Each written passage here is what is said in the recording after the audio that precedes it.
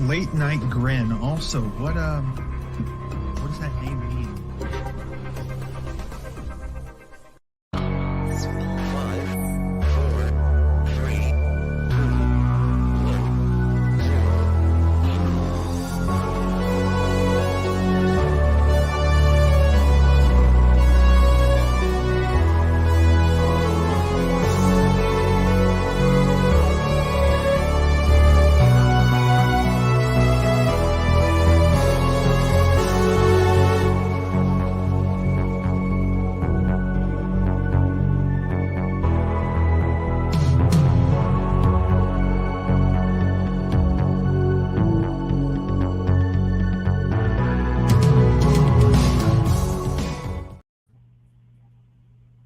We're back, folks. It's not been a long time for those of you that are LNG Gold members, but we're here nonetheless. Another Friday, another flagship. Joe, I just realized I'm not supposed to be here. So I'm going to go. Why are you still here? But in your spreadsheet, I was on this show now.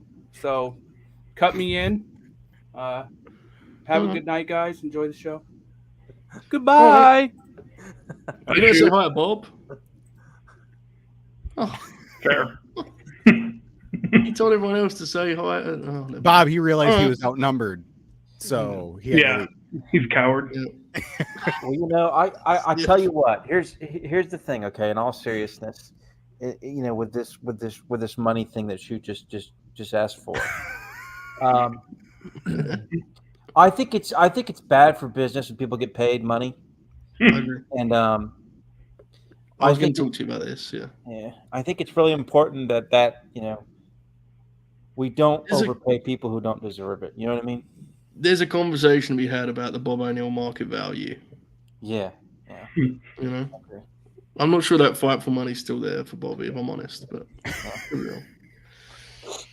anything's possible. All right, folks, we're here nonetheless. We have another electric, exciting, dynamic pay-per-view preview ahead of you, as we are here once again to discuss 5 professional wrestling matches across a 2-hour span. In all seriousness, actually are some very interesting matches on this card for all of my silliness here. We're, of course, talking about Bash in Berlin, which is pretty loaded within the... Shoot said, for anyone saw my panic look on my face, I almost ended the stream. I honestly thought there was something up because there was a delay when he said he was going to leave. That would have been amazing. But yeah, this is a loaded show. We're thrilled to talk about, fired up to be here. We have the Fed 4 back in action. Chris, you missed out on the SummerSlam preview, but of course you brought the fabulous SummerSlam draft. So how are you this evening, brother? A little bit of a mixed bag. I'm happy to be here. This makes it all better. It's been a challenging week, but culminating today. For the last 4 years, I've had at least one day a week, just me and my son.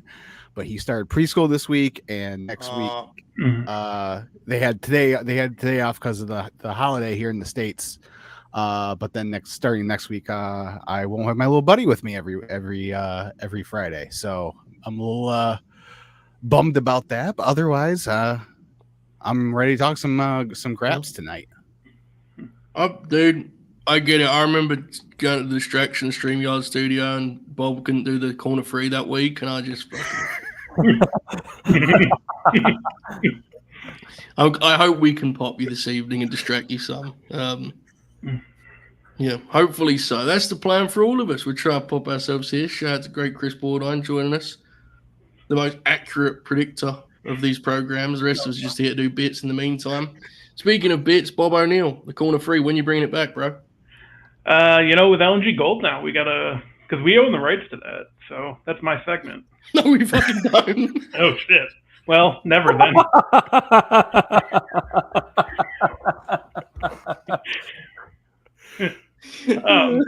Yeah. Let me call the U.S. Patent Office real quick and put that in there so we don't have to edit that out.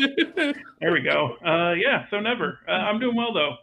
You know, you guys stole my market value bit, but we got to do that one instead, so it's off to a good start. No, I just totally derailed that. Sorry for you, Bobby. That's okay. You didn't know. It's called it in the ring, brother. It happens sometimes, you know. Mm-hmm. It's the challenges of being a pro. Good question from James. He says, "What do we do with the like button, Bob?" Great question. You got to smash the like button. There you go. Very Whammy. good. There you go. the Oracle of Wrestling. I've spent a lot of time with you this week. It's been like the Patreon days. Yeah. Can't wait till a week from now and Joe and I say, "Well, we're done." No, I'm kidding. Give it a month. I probably shouldn't joke about that, but no, yeah, I'm good. I'm glad to be on this week. It's funny, like I'm every week these 3 big shows at the end of the summer. So like I couldn't do All In preview, couldn't watch the show live. Mm-hmm. I can do this preview, can't watch the show live tomorrow. Next week, I think I can do the preview and watch the show live and be on a Grin along. Oh my God, double dip, triple dip. Yeah. Wow. New member. We've got a bunch of new members. We're going to catch up on that. I'm actually going to throw these on the screen as we go here. I want to say, Luke, tell me if this is good. I think I met Luke at Wembley Stadium. I think I did. If I didn't meet you, Luke, I'd love to meet you one day because you remember. Thank you for joining the LNG Gold membership. You can do the same. There's a link below. Maybe not actually. But if you go to the channel, there'll be a join button unless you're on an iPhone, in which case there will not be a join button. You have to do it somewhere elsewhere. You can sign up. This is a great time to sign up too because tomorrow, Ibou of WrestlePurists is stopping by to watch Bash and Berlin with us live on the air. So that'll be a hell of a time. As I throw these new members on the screen, speaking of such, Manny the Hooper, who thought we were on Patreon, and he has tapped into the details. Tremendous thread today. Yeah, I just threw it in. I don't know. Let him figure it out. I don't know. We love you, Manny. We appreciate you. I will start this show, though, as we always start these. I don't like to use the phrase temperature check in this day and age. I think it's got, negative connotations. But I'm intrigued where everyone's at. I like to catch up on this. SummerSlam, from my perspective, it feels like coming out of SummerSlam, the WWF has reheated again in a strange way. In a sense, not to say they had cooled, but it feels like the crowds have been electric since SummerSlam, right? And I think that's part of the big angles they shot at the biggest party of the summer. So it feels like they're hotter than ever again. Bobby, where are you at your own interest? I'm intrigued. Yeah, it kind of SummerSlam did rejuvenate me a little bit. Like those Raw crowds are really good coming out of it. SmackDown got the benefit of having Roman back those first 2 weeks, and then the crowd today was pretty exceptional. So, yeah, the crowds are helping, and I think I'm pretty intrigued by most of the matches on this show, so I think that helped as well.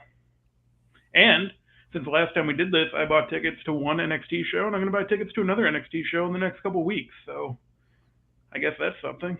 You're an NXT guy now? Is that your name? It's just Chicago and St. Louis. So you're doing the first 2 CW shows? I wonder what they're going to look like, those shows. I really do. I'm intrigued as to if they've got something up their sleeve. It'll be interesting. Mm-hmm. I don't know anything, to be clear. I'm just genuinely interested. It feels like the Lucha Bros, right, is the ones to circle. Because even if they're going to be a main roster, that's a great way to debut them in Chicago. That crowd. Yeah. Because I think the second one, that's the head-to-head with Dynamite, so it's just going to be like Cody might show up or, whatever they did last year when they went head-to-head with Dynamite. I think they might do a thing with Punk on the first week that ties them to the second week, I think. That's fair. Next week, Randy will be with me next week. Because I think he'd like to go tag with Randy. I could be wrong. I don't know. That'd rule. That will cause some discourse, won't it? CM Punk and Randy versus the Good Brothers. Punk and Randy versus Gallus. That'll cause some discourse. Well, you went in very different directions there, fellas. Chris, I appreciate what you try to do, but Oracle with a much more likely, much more jarring suggestion. He brought us crashing back down to earth. Yeah, he did. That Good Brothers match. Can you imagine the chin lock that Gallows had put on at minute 6? Oh, baby. It's just sitting here for a second. Let's let him rumble. I love it. All right. Oracle, what about you, mate? Temperature check. Where you at? Where's your interest at in the World Wrestling Federation? Talk to us. It's pretty good. I'm super excited for the. I said this last month when we covered SummerSlam, but this is really the epilogue of the summer. SummerSlam's not really the end of the summer like it used to be. It's almost the end of the summer. Because they do that weird thing where they're finishing up a few things, but a few things are starting. because now they're doing the fall season stuff, and we got the TV rights deals ending and then starting for the new ones, and we've got Joe Tessitore on commentary on Monday. We'll see how that goes. I'm like ridiculously excited about that, and like it pops me so much. It's so funny because I could go either way with that. I don't know. He can't be worse than the baseball guy they had. I can't even remember his name. Edmund Burke, yeah. Yes. But yeah, I mean it's they're looking really good right now. I think this is a great card. I think on paper, I think it's like the best card of the year besides Mania. Mm-hmm. Yeah. I even think the tag match, the women's tag match doesn't worry me as much, because if you saw that six woman trios last week, that match was really good. Yeah. I was shocked at how good that match was. Now, I mean, a lot of times all the stars have to align with with them, but I was pleased enough to have some. I mean, I'm not like totally anticipated for that match, right? But I think this whole card could be quite good. I like it. I like the optimism, and I co-sign it. I think it's a very strong card. Also, Chris, are you on board with the optimism here at the late night Grin? What do you think? I am. I am on board with the optimism, especially with the Raw matches. I've really been into Monday Night Raw the last little while. Sorry if that offends Joe. I'll get to it. And it's mostly because like I caught last week and I caught this week, but before that, like the SmackDowns around and after SummerSlam, I just wasn't able to catch. So lucky you. I was kind of out on the loop on some of it, but yeah, no, I'm really looking forward. I think the match I'm looking forward to most is the mixed tag, to be honest. Really? That's cool. It's got a lot of heat. Because I think that's replaced Punk and Drew as the hottest feud in the promotion, for sure. It may well have, yeah. So yeah, which is crazy to think about. To compute it, and you imagine a year ago, is red hot. Like, this is not a platform for Google Trends, folks, but the Google Trends are crazy. Bob will tell you all about it. Bob, tell us about the Google Trends. Yeah, they're going up. Thank you. Constantly on the rise. And I think there is truth to like the Drew Punk thing. I think there's truth to that in the sense that they need this to be great, I think, tomorrow. And I say that not to do the like legacy game shit. I don't, Punk's like need 50, dude. It's not his legacy game. He's a fuck, right? But I do think for the feud, we need this to be really good, I think, tomorrow. And we'll get to that, of course. Yeah. Now, I was higher than it seems like most people were on the SummerSlam match. But yeah, I definitely think they really need to go out and show out tomorrow. Yeah. Well, I liked it too, to be clear. I think the bigger thing, perhaps the better way to phrase it would be, they need to ramp up the violence here, probably, right? Yes. Probably be I think that's probably the big thing. But I did like the match. I'm with you on that. Okay, quickly, I want to do this. I want to thank our wonderful members with flashing up on the screen here as we go. One of the things, the way this works is whenever you sign up, it seems that the next live stream on the free channel, you're like listed. So sometimes just for the sake of the show, you'll just be your gimmick on the screen. We're going to have the top tiers on a banner. But either way, we need to stress that we're very, very thankful because we launched on Tuesday, and we're at like 150, I think. And let's be real, there's a lot of competition for your money when it comes to any kind of pro wrestling.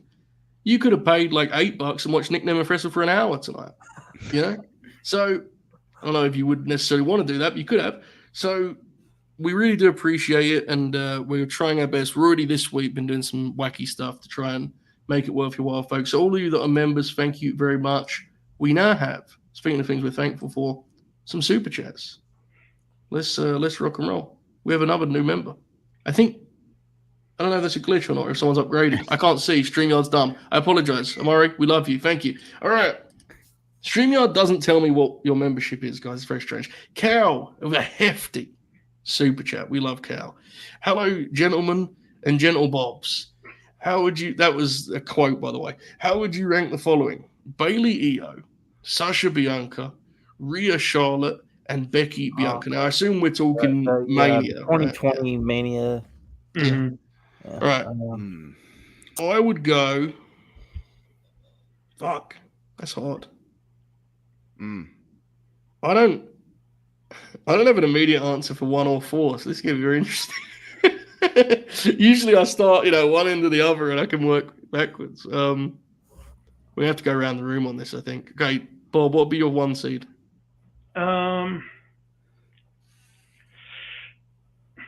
Probably Rhea and Charlotte. That match was incredible. I would go Banks Bianca. Okay. Big Flair Sting energy. I love that match. Fair. I'll go with that. Oracle? It's between those two, and I got to pick one.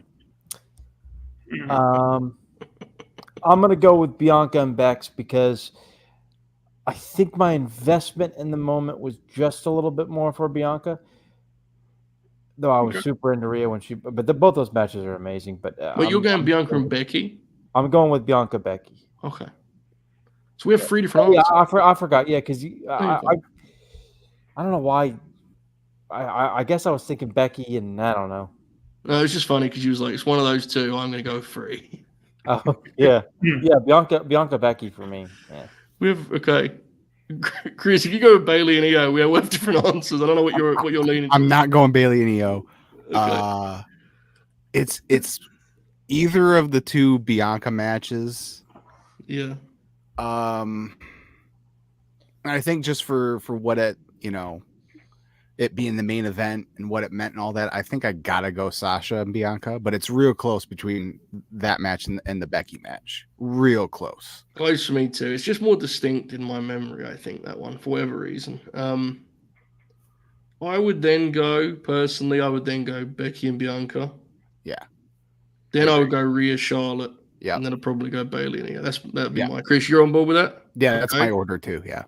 Okay. God bless. Bobby, where would you go from your 1 spot? Yeah, I think Bailey and Io is 4th for me. Then probably Sasha and Bianca would be 2nd if I have Rhea and Charlotte 1st, then Becky and Bianca. But it's tough. I mean, they're all really good matches. Yeah. New member Tyler, thank you. Thank you, Tyler. Oracle, what's your order looking like, brother? You got Becky and Bianca at 1. Bianca, Becky, 38 at 1. WrestleMania 38. Charlotte, Rhea 2. Bianca, Sasha 3. Bailey, yeah. Bailey, 4. It's pretty impressive. Bailey is the consensus for great match. Yes, it doesn't quite have because the problem is it doesn't have the emotion. Like Rhea Charlotte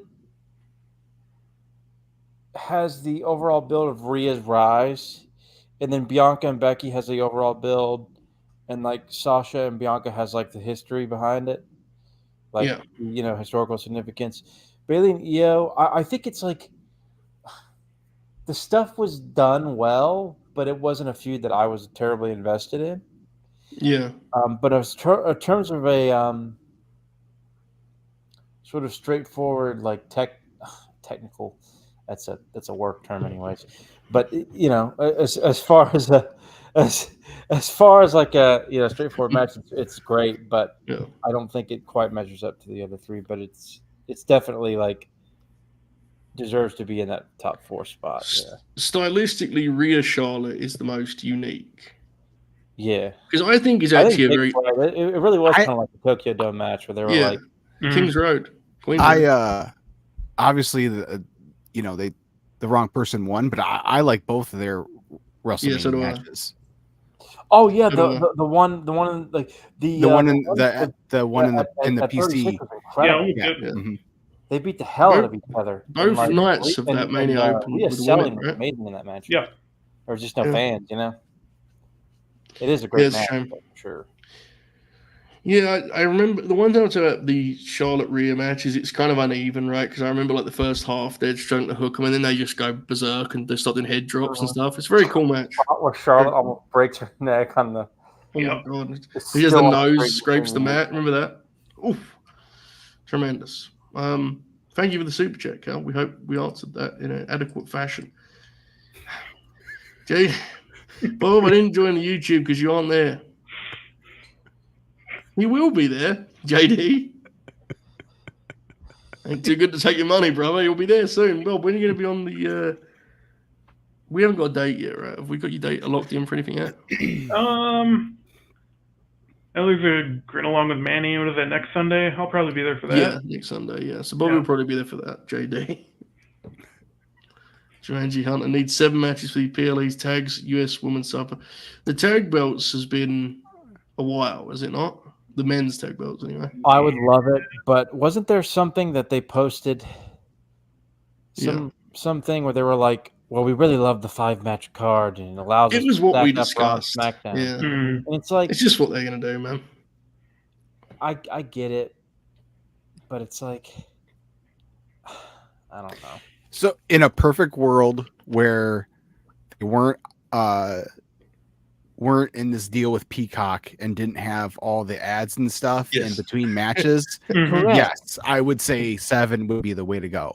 But seeing as we have to go through all this dead time in between matches, that's what's so frustrating. Is it's like battle 5 is perfect for these, especially for these second Exactly. SummerSlam was different. You could go 7 matches there, but for these other ones, you gotta have. They're still 3 hours long because the ads. It's ridiculous, honestly. Yeah. It's fascinating to be like in I haven't been in a building for a. I was there for SummerSlam 22, but the Peacock hadn't really gotten out of control with the ads and stuff quite yet, or they were just getting to that point. And that was like an 8-match card, anyways. So like, what? Where? I guess if you're in the building, get up and get sodas or whatever, or go use the restroom. But like, so I'll tell you, at least for Mania, like I didn't really. First night. It was a little more so because it was, so cold, famously. But the second night, like it didn't bother us as much because they would play. I don't know if they were playing the same stuff that they were showing on Peacock, but they would play different. That was. I remember I believe that's when they first showed the trailer for the documentary that was supposed to come out the following Wednesday, and I was like, oh man, all right, sweet. But also like you could, if there was this, most everyone in every match had some sort of special entrance. So you would watch them get set up for that. And that was entertaining enough to where I didn't really, live dead time. Yeah. I don't know. When we did Money in the Bank had a couple more matches, but it had a lot of dead time. And it also had that Cena promo that's still going on.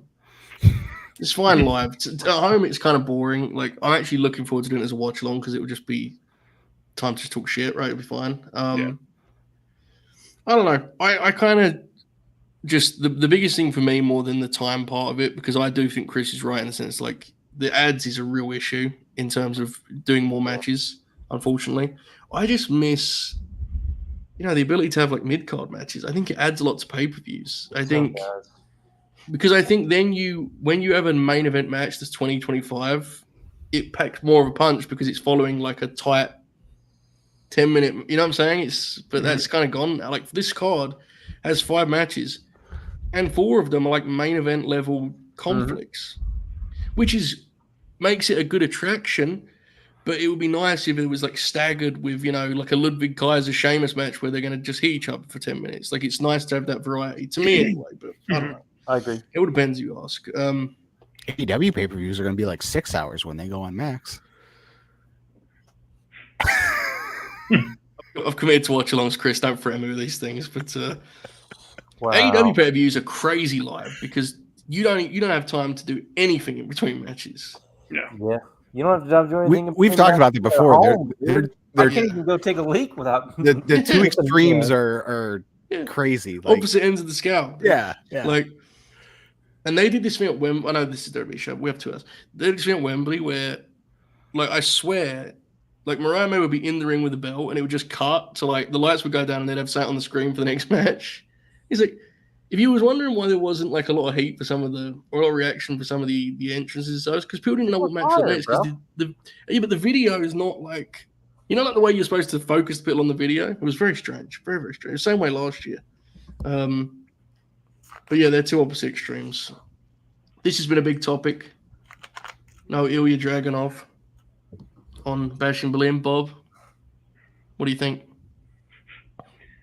I think he's really been established enough on the main roster yet. You know, everyone wants him to go back to this Gunther thing, and NXT UK. It was mostly in NXT UK. No one watched it. They got to establish him more. Did Bob just say that Ilya Dragunov fucking sucks? Did you say that? That's crazy thing to say. Wow. Okay, Bob, I see how you're coming to this. So, as for my interest in the World Wrestling Federation, I haven't really been watching it much, but I'm here to have fun with my friends. I realized that SmackDown, my enjoyment of SmackDown is very reliant. 75% AJ Styles, 25% Randy Orton, and Randy's currently playing for the red team. And AJ Styles is he's a house show exclusive like Omos. So I haven't really watched any of it. I do watch Uncle Howdy's segments, of course. I stay locked in. The lead attraction of Monday Night Raw, and he's collar and elbow. But I don't really watch closely right now. But I am excited for this card because I just look at the matchups and I just think it's compelling, right? I think Punk and Drew has my attention, even though I do think it's pretty obvious following from afar that they've lost a little bit of heat with that. I think people are kind of tired of hearing them talk now, right? It's been a lot. Kevin and Cody's very compelling. And Gunther Randy is basically just a match graphic situation for me. Like, I know their promo segments have been good, but I just love the first match. I want to see them wrestle again. Like, simple. So that's where I'm at coming into this. I'm very excited, though, for the show nonetheless. All right. Jumanji Hunter. When a woman like Rhea can't get a main with a most popular story, when Solo gets one, feels like women are constantly screwed on main events. To be fair, Solo's guy does tape his thumb, to be fair.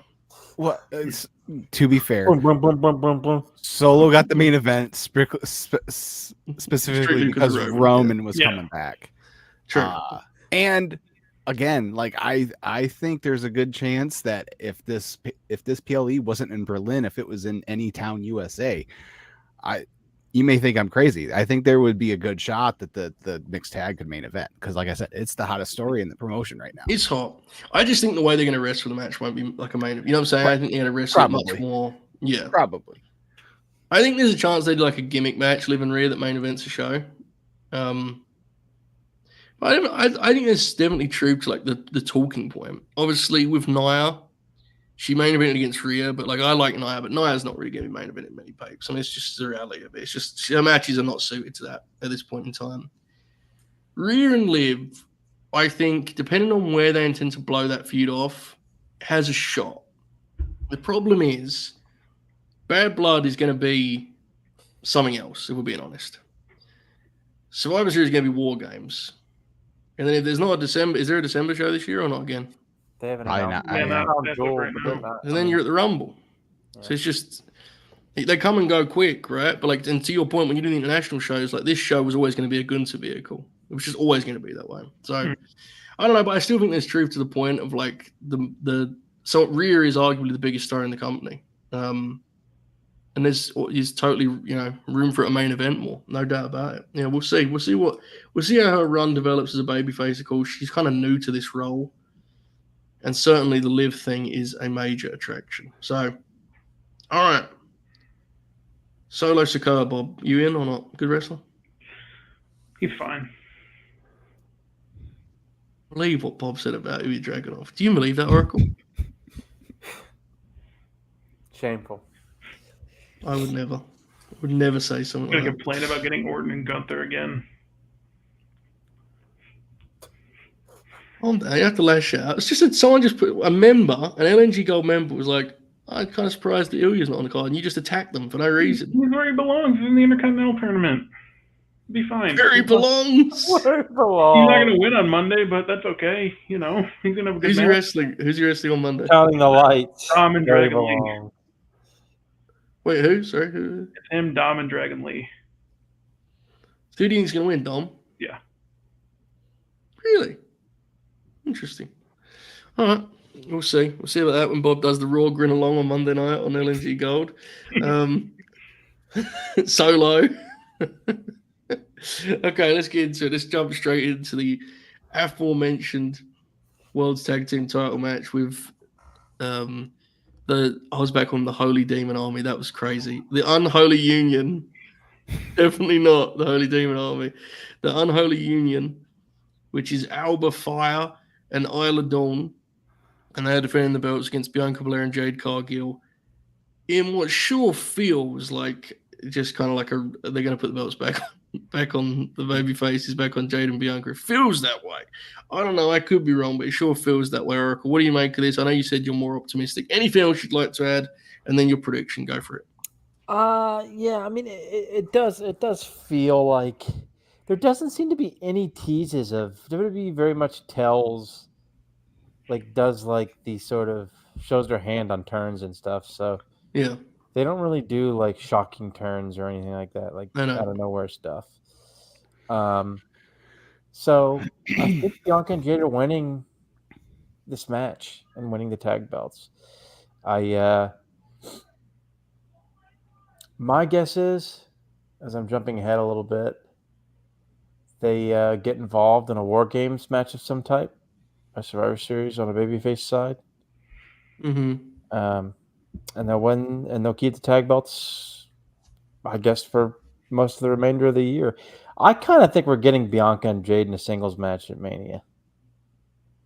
I mean, the way they've paced it thus far, it feels like it, right? Yeah.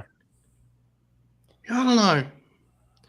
The tag division has been a real issue for them, right? They've never really quite figured out a division. It's just sort of a single program at any given moment. They keep trying. I'll give them that, They're trying more lately as well, to be fair. Mm-hmm. It's just, I don't know. I just think, like, I think they should win, but, like, what do you do with them then, right? Like, what does that look like? Like, who do they wrestle? They do what all the they were doing. Do. They just have TV title defenses, Yeah. I mean, that's it, right? It's just TV, yeah. That's fair. I mean, I get it. I haven't really got a problem with it. Bobby, what do you think?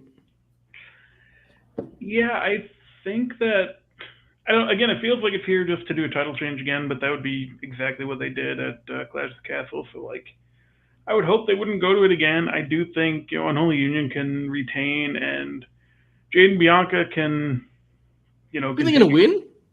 I think they could. I mean, I don't know. Like, I don't see. Now I'm second guessing it because. Well, I don't second guess it. I just honestly, I was surprised. I can see it because, like, I don't know what Jade and Bianca having those titles again really accomplishes that you didn't accomplish already. Like, yeah, just kind of kicks the can for it. I don't know if they're doing Bianca and Jade at WrestleMania. I think they might do Bianca and Charlotte because they've been talking about that for seemingly a while now. And I mean, you're very torn. You're conflicted, aren't you, Bob? I am. This is probably the one match on the show that I don't think I know what's going to happen. Wow. Very confident otherwise. I respect it. I don't know. I just don't know what your finish would be because you've already done they did a count out with this feud, right? Or they did something like that. Chris, what do you think? Yeah, this is the one match on the show that I'm not real keyed in on. I agree that if you're going to do this match, it probably makes sense to put the belts back on Bianca and Jade. But at the same time, yeah, what do you do? Like, someone in the chat mentioned that, they were heating the Sky Pirates up. Well, they just got done working Damage Control a bunch of times the first time they had the belts. Mm-hmm. Yeah. So I don't know if you want to go back to that. And Damage Control looks like, are baby faces now, I guess. So it's just, but I agree with Oracle. I think we're heading to Bianca and Jade one-on-one at WrestleMania. And you probably start setting that up at the Rumble. Have one of them eliminate the other in the Rumble, and get upset about it and stuff like that. But I kind of think it's going to be a friendly rivalry too, leading into Mania. Could be. I'm not entirely positive Bianca turns because I think Bianca wouldn't turn, right? Or would it be Jade? I think that's what they're going to do. I would not do that. I've changed my mind on it. I don't know, man. I think I'm not trying to be a friendly rivalry, and Jade beats her at Mania. But would you want Jade? Like, I'm not trying to be dismissive of Jade Cargill. Oh no, I know. I mean, I think that's the idea right now. Things can change. Yeah. Things can change. You get my hesitance here, right? Like, Yeah. have we seen enough development from Jade to be like, she Not should really, be beating Bianca no. Belair at WrestleMania? That's my thing. It doesn't mean she can't play a role on the show. She's already playing a role on the show, and the people love watching. Like, they react to Jade. They see her as a big deal. But, like, there's one thing being seen as a big deal and getting a WrestleMania win over Bianca Belair, who should be one of your absolute pillars, dare I say, pillows, as Jim Ross would say. I don't know. I'm not sure. I'm kind of torn. What's the general consensus, Bobby? You're very online. What's the consensus? Again, of it Jade kind of feels Cargill? like a match that no one's really talking about compared to the rest of the card. So it's Sorry, Bobby. I mean Jade specifically. What's the consensus? Jade. Yeah. I think people like her. I think there are some concerns that she has plateaued a little bit, but I think people still like her, and they're optimistic. She looked fine. I think she really hasn't taken that next step yet, and I think she can still. But I can see it. But there's also 6 months, 8 months, whatever to WrestleMania. So yeah. My only worry with this team is I think it's a great act. It's a money act, but you don't want it to be like Bianca has bigger fish to fry. You know what I'm saying? Like it's Bianca Belair, dude. Like there's always room for her to be doing bigger things. I'm a big Bianca fan because let's be honest, for the last 15 months, she's fallen off hard. Her role has changed. Yeah. She's still protected. She's still protected. She's still a big star, but it's like she's kind of almost. She doesn't feel like the centerpiece anymore, right? Yeah. She's not like she was like John Cena for 2 years. Yeah. Now she's like, I don't know.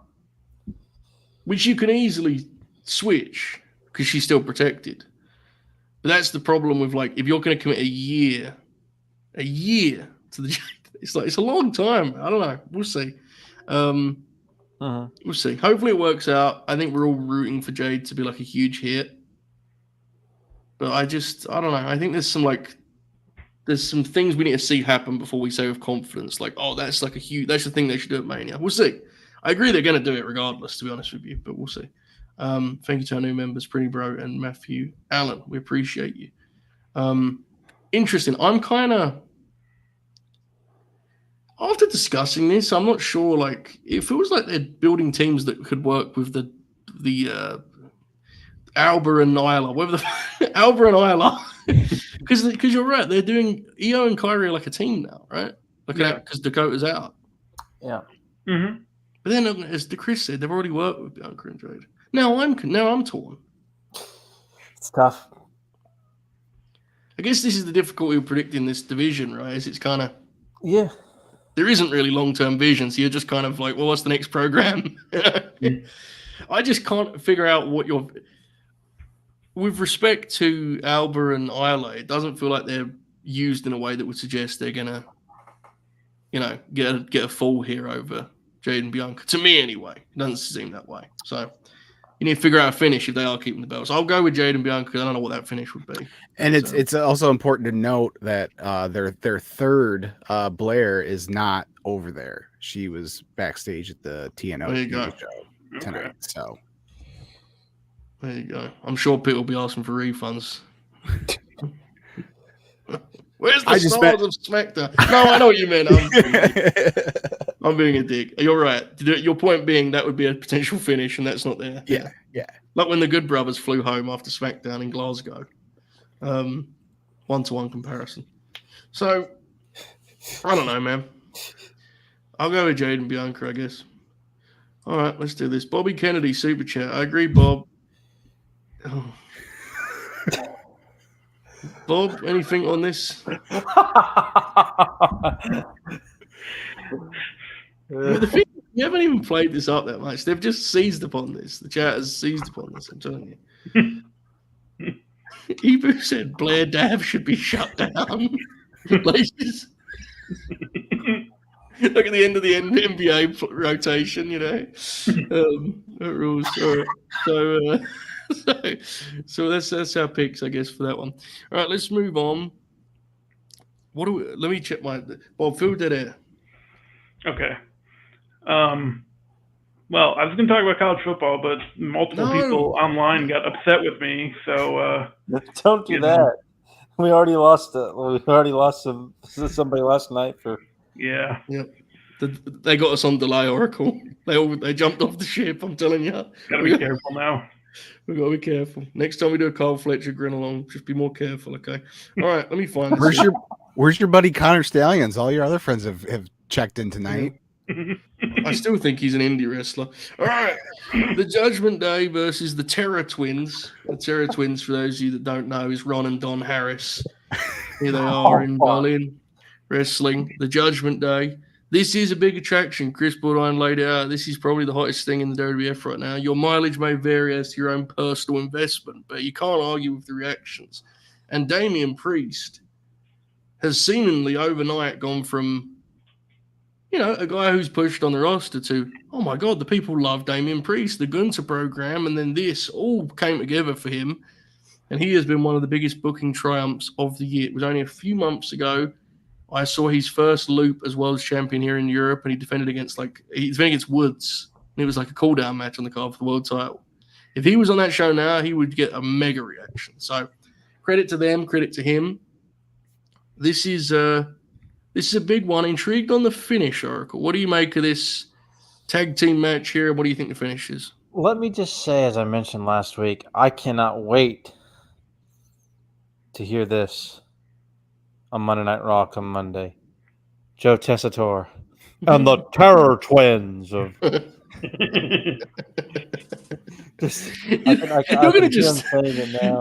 You're gonna just listen to it like radio. They're just so ready for this Joe Tess call. Yeah, this is. I mean, my God, that segment after SummerSlam.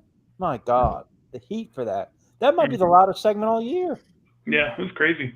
Like in terms of just like fans going nuts for run-ins and such.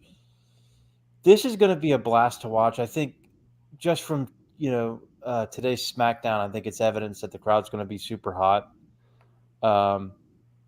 This is going to be some shtick, some stalling from Liv and Dom. I think there's going to be a lot of crowd. I think there might be some crowd brawling, some a lot of ringside brawling. Maybe some table shenanigans at the announce table. Lots of teasing of Rhea getting her hands on Dom. Mm-hmm. I think we might see like a spot where Rhea like lariats Dom's head off or something.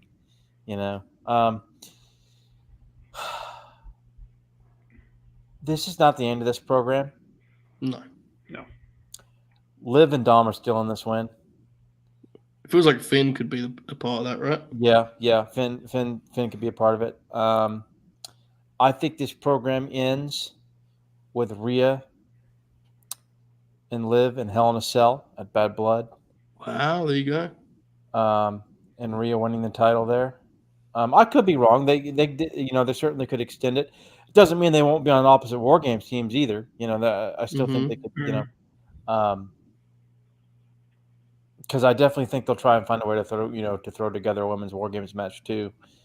I'm just kind of ad-libbing the sort of you're telling stories direction of the year as well when I'm covering this stuff. But this is going to be tons of fun. I don't know about necessarily the like traditional quality of the match, but in terms of just entertainment value, I think it'll be way up there.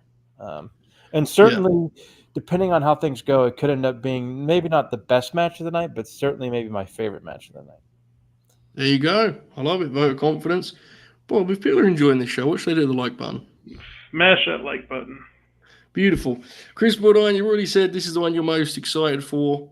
Mm-hmm. Elaborate freely. Go for it. Now's the time. Go for it. It's just the terrors. I keep wanting to call them the Toxic Twins, which is what Steven Tyler and Joe Perry were called back in the old days, and that's not right. The Terror Twins. They're insanely over. It's been talked about. Dom's like one of the few people who turned heel while already being a heel. It's phenomenal stuff. The chat has been on fire with it. I do think Rhea does finally hit a riptide on Dom, and pins him, I think, and then the on Raw on Monday, Liv and Dom can be like, well, that doesn't count because it's supposed to be women against women, men against men. That works, yeah. So, but I think the Terror Twins are winning this one. I think if they don't do that finish here, they will absolutely do that at some point anyway. It sounds like a finish. Like even if they save it for like a, some 6-man or something, something like that. I could see them saving it for something else. But either way, I think at some point Rhea pinning Dom with the Riptide feels like a lock. It'd be a huge. Feels like the place is going to explode when they do that, right? Especially with the Berlin crowd. That'll be interesting. Mm-hmm. All right, I could definitely see them also doing like Riptide, the place explodes, and then Liv, inside, a schoolgirl, whoever it may be. Interesting finish on this one. Bobby, what do you think? Yeah, I think I'm with Chris, actually. They've been building the Riptide on Dom for quite some time now. I think Rhea probably would pin. It's going to be interesting to see if they count it because, usually when they do these, they make sure to, swap out when there's a tag made in either corner. So, if they don't, then, yeah, it could be what you said where Liv rolls her up and then, Hell in a Cell is, no distractions, just them two. But I am going to go with Terror Twins. Do we think Triple H is going to do the double Hell in a Cell, or is he going to go? Is he going to just lock? He's just sticking to his guns on only one. What do you think? Because I'm not sure. It kind of feels like Rhea and Liv needs to. I mean, maybe not needs, but like the build's there, and yeah. I mean, this is the funny thing is they finally got a year where he wants to just do one, yeah, and now they have multiple feuds that really could use Hell in the Cell. That's exactly it. Yeah, that's exactly it. Yeah, I think this. A friend of ours was on this channel and suggested that an OTC of sorts was very, very keen on having the Cell match. So, wake of that what you will. We'll see. We'll see how that looks. We may be taking it all inside the Cell. That's what I'm saying. We have a lot of feud enders at Crown Jewel in the beginning of November. Maybe, dude. Maybe so. So I'm going to take the heels here. I think they're going to do Riptide and they're going to do some sort of shenanigan finish afterwards, I think. Give it to them and then pull it away. I think it'll be what they go with. But this will be red hot. Placement's going to be interesting on this card, folks. Remind us to do that at the end because that'll be a fun challenge because 4 of these matches need significant space, right? And spotlight. So that'll be very, very interesting. All right. Let's now move to, I think, the one that is still a lot of attention on, even from people that would tell you they don't care. There's still a lot of attention. CM Punk, Drew McIntyre, strap match. They maybe had the most divisive, polarizing match of the year at SummerSlam. Completely split bill. Some people hated it, some people loved it. I was in the middle, but closer to I liked it, so I'm closer to loving it, I suppose, in that regard. But it really did spark great opinions, which is kind of the theme with CM Punk, right? And I think there will be people locked in. What is this going to look like? One of the big X factors, of course, is what the finish is or what the stipulation is this time around. The strap match will be the 4 corners deal, which can be a feature, can be a flaw. Depends on how it's used psychologically and depends, if we're being honest, how much of a focus it is in terms of the match itself. So much to look at here. They need some violence. They need some chaos. They need some aggression, Bobby. It's been there in the physicality building up to this. Where are you at on this feud at this point, and where are you at on this match in particular? The feud to me has cooled off a little bit, but that hasn't ruined my excitement for the match, if that makes sense. Like, yeah, it's kind of just hitting the same notes it's been hitting, whatever. But like, I'm probably more excited for this match than I was for the SummerSlam one because a lot of that one, as a Punk fan, was just like get through it and not be injured, and he did that. So now it's like deliver something real big and important here. And I do like that they're doing the 4 corner stipulation. I've always preferred that. I know people go back and forth on it, but I think with these two in particular, they can really add a lot with that. And I think the violence will be there. I think it's going to be close to what we're looking for here. The stipulation is going to be, it's very, I always think it's the natural comparison is like Escape the Cage. Mm-hmm. It always splits people. I think it can be very dramatic. I think they have to be careful how much they emphasize it. I don't think you want it to be like a race to the finish from the start. It needs to be It needs to be a lot more about them just beating each other up with the gimmick, to me anyway. Kris, where are you at on this one? I know you kind of mentioned earlier the feud has been displaced on the top spot, but where do you stand at this point? Yeah, it has, but I don't think it's necessarily like I know a lot of people, like I said, got down on it after the SummerSlam match, specifically with the bracelet stuff. To me, the bracelet stuff, that's that type of WWF bullshit. That's my bread and butter. So like I get it. I actually liked it too. Yeah, I get it. But unlike Bob, I hate the four corners stipulation. But because it just seems like, especially in again, if you're talking up the violence of this feud and stuff and what it should be, and then you're just gonna touch four corners to win the match, like that doesn't connect with me really. But because of that, I think Drew wins this one as well. I think they do the old Punk's dragging him around, touching the corners, but little does he know, Drew's touching them right behind him. And then when they get to corner 4, there's a big struggle, and Drew hits first and steals the victory. So that's my prediction. Interesting. You got Drew Mack winning this one. Yeah. Interesting. Bobby, who did you pick? I don't think I picked anyone, but I am picking Punk. The Oracle of Wrestling. What do you think? I think that I want to see two guys beat each other up a lot. I think I'll get some of that. I also think I'll get melodrama that will annoy me. I don't know. I want to see this match still. I'm not sure how I feel about it, but I do think it will be good. I think it may not be as good as I want it to be, but I think it will be better than the SummerSlam match. Try to decipher all I just said just there. No, Ibou said something similar in a chat of he said, this match has more upside than the SummerSlam. Yeah. I think it'll be closer to what I want, but I don't think we hit the ceiling until we hit on the cell. I think I think it's very unlikely this match is the one that's like, oh my God, they had an absolute classic. But I think it's going to leave us a lot more confident. I hope it's going to leave us a lot more confident. Yeah.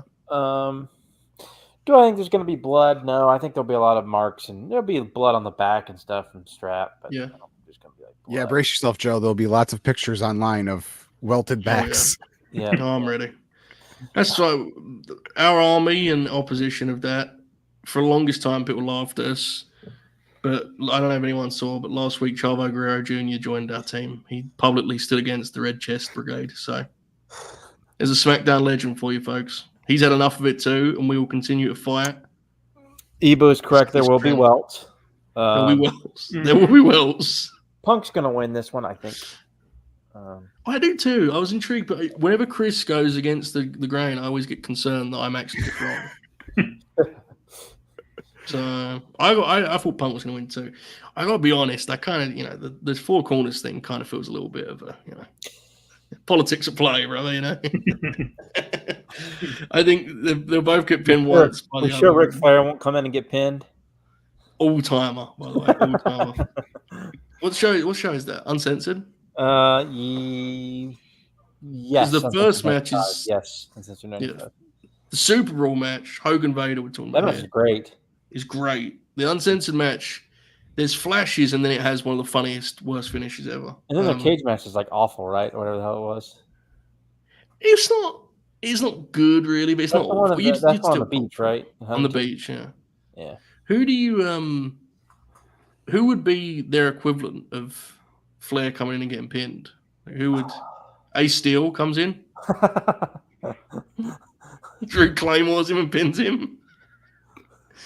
Cliff Compton. Trying to think of friends. Who's Drew Mack's friends? Bob? Gallus. Gallus. Hey, that'll set up that dream tag I called out earlier, right? Telling stories. The actual answer is Seth. Yeah, Seth would be he would be the Flair, right? The guy looking in on it. Seth Rollins is Ric Flair. Unfortunate thing, I just came out of my mouth. All right. So that's the strap match. We're flying through this because it's 5 again. We've done 5. Was SmackDown good tonight, fellas? It was pretty good. Yeah, it was. Nia and Meacham ended up being really good, actually. that finish ruled. Yeah, I saw the finish. I like the finish. And then her throwing the table at her afterwards was awesome. Dude, she destroyed her with like that shit. There was like 3 good matches on the show. 4. I even thought the tag match with Corbin and Cruz versus Los Garza was good. Mm-hmm. I like that Corbin. SmackDown is not as good as Raw, but to me, it's like it'll often over deliver with what they have. No red chest either. Yeah. Andrade, classical. Andrade, I mean, looks like they're gonna have a best of 7, right? They're 4 matches. They're gonna have 3 more, I'm guessing. I think so. It was like, yeah. I need to watch this one. Apparently, someone said it's the best of the lot. I haven't seen it, obviously. I like the first or second one better, but this one's pretty good. Jake's right. Andrade has live show charisma. Very, very, very handsome. He has a good look. Bob, while we're just, because I like to give the people a good show. Mm-hmm. Can we talk about Low-Key for a bit, Bob? Just you and I as friends. Yeah. Did you watch his 3-hour interview with Rene Dupree? I did not.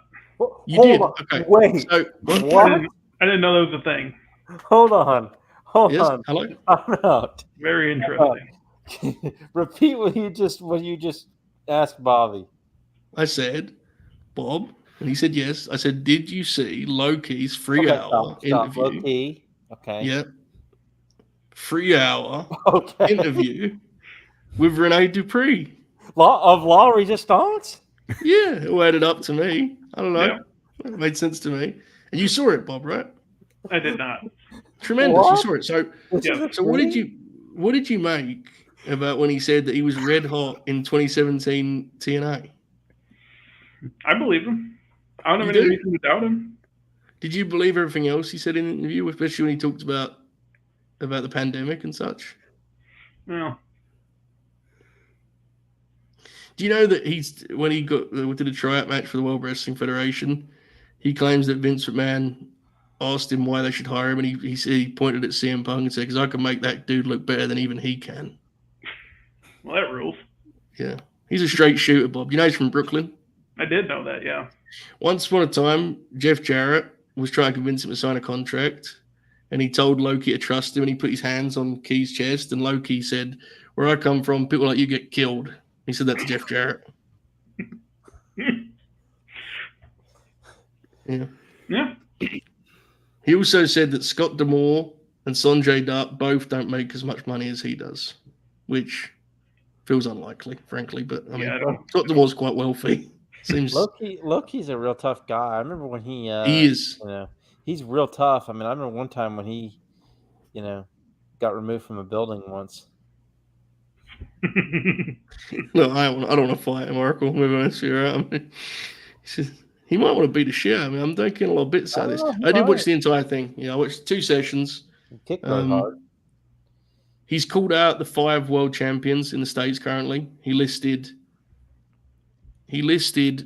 Gunther, who he said he took to the limit in 2008 and bloodied afterwards. So heat there. Nick Nemeth, who he knocked out of the Survivor Series. Swerve Strickland, who held MLW hostage until he took the title from him. Satoshi Kojima, who now throws bread. That was his words, not mine. And EC3, who I think he just called a disgrace.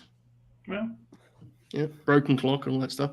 So he's called them all out. Did Renee... Not Cody. No, not Cody. Did he ever ask him about his time with Lay Cool? Not in great detail. Renee seemed pretty fed up with the whole ordeal within about 10 minutes of the interview starting. I think when Low-Key began to predict what would happen in matches as though wrestling was real, I think Renee kind of had enough. But it was a good interview, I guess, if you're into that kind of thing. I recommend you watch it, Bob. I will do that. All right. Bobby Kennedy. Bob, this low-key fella seems to agree with us a lot. That's a good point. Bob, your thoughts? So anyway, back to Bash in Berlin. I run off like 15 people. I'm going to try and top that later on. I've got something up my sleeve. All right. So Cody Rhodes and Kevin Owens are going to wrestle for the WWE, the WWF belt, Bob. That's what they're calling it now. Yep. And they're going to wrestle. And the problem here is Kevin Owens is very conflicted, much like you earlier with the Holy Demon Army. He's very conflicted. He doesn't want to turn to the dark side, Bob. Kevin Owens, Cody Rhodes, a dream. This is a main event in a different timeline. This was an Evolve main event at Laboom. What do you think of it here as Bash in Berlin? Go for it. Well, I'm happy it's happening here instead. I'll tell you that much. But cool. I think Kevin may ultimately end up turning to the dark side. I don't think he's going to win, but I also don't know who else Cody's going to face at Bad Blood. So you kind of need to turn Kevin. I don't know if that's, if Cody beats him, then after the match you do some sort of segment or you wait till SmackDown. But, Cody's going to win. I'm looking forward to it. Kevin Owens delivered in big matches quite a bit in the past 2 or 3 years. Should be very good. But, kind of watch Kevin after the match. You can't trust him. He makes it very clear you can't trust him. Do you trust him? When I met him, he was lovely, but he also was appearing at NXT later that night and did not tip that off to me, so technically he lied. What did you want him to do? Blow the surprise. Wait, did you ask him? No. We didn't lie to you then. You didn't ask. That's true. Fair enough. I still don't trust him, though. I watch a show like he does, and, he doesn't have the best track record. I'm being goofy, folks, but I actually think this has been very compelling. This Kevin Owens and Cody Rhodes. It's been really well done. It's it's a great example of Kevin's Mick Foley gene in the sense that I'm sorry, Oracle knows why I'm laughing. It's a great example of his Mick Foley gene that he can pull off things that no one else can pull off. Anyone else would come across like a loser, and Kevin feels like a truly conflicted soul. Very, very compelling. Chris, what do you make of this Cody Kevin Owens business? I think it's gonna be a very good match. Yes. I think Cody wins, obviously. Outside of that, I'm not really sure. I don't think we're gonna get a KO turn. Because I'm not, I don't know if Jacob will be there, but I wouldn't rule out the bloodline showing up and ruining this whole thing, unfortunately. So I don't think we get the Kevin turn. I think Cody just beats him. I think this whole thing is a red herring. I think it's a red herring for the Randy turn that's down the line. Because Randy and Kevin are friends, and Randy's going to loop back into this story, and he's going to be the one that actually turns. Because I don't think you'd turn both, right? Mm-hmm. And if you turn Randy in Kevin's place, then you have a Randy-Kevin feud with Kevin as the babyface. That would be spectacular. So I think Kevin's actually going to be conflicted, but not the heel. I think he's going to be like Norman Bates and Psycho 2, folks, where there's murders happening, but he ain't killing anymore. Oracle, what do you think? A little Piper Brett from WrestleMania 8. There you go. A more apt comparison. I think they put in the storyline, as people have mentioned in the chat, where I think KO is going to attack Cody's knee, and I think he's going to be pretty vicious within the match about it. And there's going to be a whole is Kevin Owens, he's really being dirty here, and whole thing, and Cody's going to sell and all this stuff, and Kevin's going to have some. Cody's going to win, and Kevin's going to have some conflicted moments or whatever, where it looks like he might turn or really, really go overboard during the match, and never quite does it. And I agree. I think Randy will come back into the picture in September, and we're going to have Cody's retaining here, and I think Randy's going to RKO Cody, and I think he's going to become a pretty vicious heel in a feud with Cody for the for the title. And I actually think there's a chance we have, because we have to think about the sort of long-term stuff that the Triple H does. I think we might have Randy and KO in a singles match at WrestleMania. I agree. Yeah. Because I don't see what else. By that point, that would be the most natural spot for both of them, you'd assume. Wouldn't you? I agree. That would be like a year. Because they're like, things started when they were in the match with Logan, right? Yeah. So, yeah, that's interesting.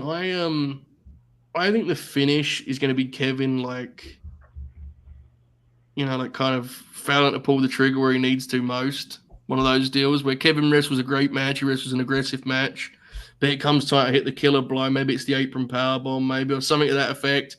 He doubts it, he throws him back inside cradle. I could see Cody winning with an inside cradle here, and then you kind of go, oh, Kevin's definitely going to snap. And I think something of that effect. And the thing is, this is the kind of deal where I reckon there are going to be elements here that in any other hands would come off kind of hokey.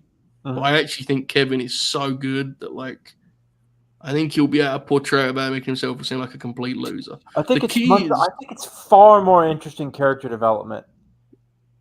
Yeah. Of him not turning and Orton turning than Kevin turning again. That's far more interesting.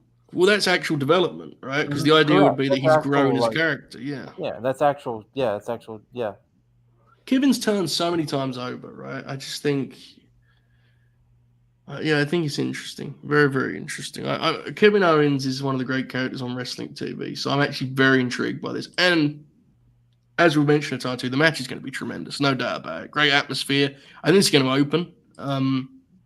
Last time Cody didn't get the main event spot, he opened. I think that's kind of interesting. All right. Trev the Beast. Super chat, and he followed up a little later on this. I'll circle back. They said, think KO Cody should go to Bad Blood with Randy as Peacekeeper, where Cody wins again and hugs it out of KO before Randy punts Cody to end the show. The idea of Randy being like, you can trust Kevin Owens, he's come a long way, only to be playing him all along is like sweet. Because then you have a double thing where when he turns on Cody, you have the deal of what does Kevin stand on this? Kevin does the big shocked face. It's like, did Kevin know all along? Cody then thinks Kevin knew. You could do a whole bunch of stuff with that. That's money. And he also says you can write off Cody and let Roman be the big crown jewel feud for SmackDown. Let Randy KO go crown jewel before Randy Cody at the Survivor Series. Interesting. Big Rome, crown jewel. There you go. Interesting. I like it. Thanks for the super chat, Trev. Good stuff there. Some interesting options. That's definitely one of the more compelling stories they have going right now for my money. I like it a lot. Okay. Let's move then to our main event. Let's talk about it. Gunther, Randy Orton, of course, these two met in the King of the Ring final. Controversial finish, to put it politely. It was a pretty ugly finish, if we're being honest. It wasn't one of those you could really... It was pretty rough for the referee, right? It didn't look great. But I sure loved the match. Had a great time in the match. Probably one of my favorite WWE matches of the year, in fact. And now we get the rematch in front of what you presume is going to be an absolutely electric crowd. Mm. Randy is so over that I don't even think they have to play around with their match much because they're going to cheer Gunther, but Randy's not going to get booed, dude. There's no way. Once he gets out there and his music's playing, they're going to be rocking for Randy. I'm convinced of it. So this should be electric. It's going to be the kind of atmosphere that will allow them to take their time, which is Randy's default setting, and he's been kind of blessed this comeback run in the last couple of years, honestly. He's been able to do that far more often to great success. So, yeah, I'm very, very bullish on this. I think this could be a classic.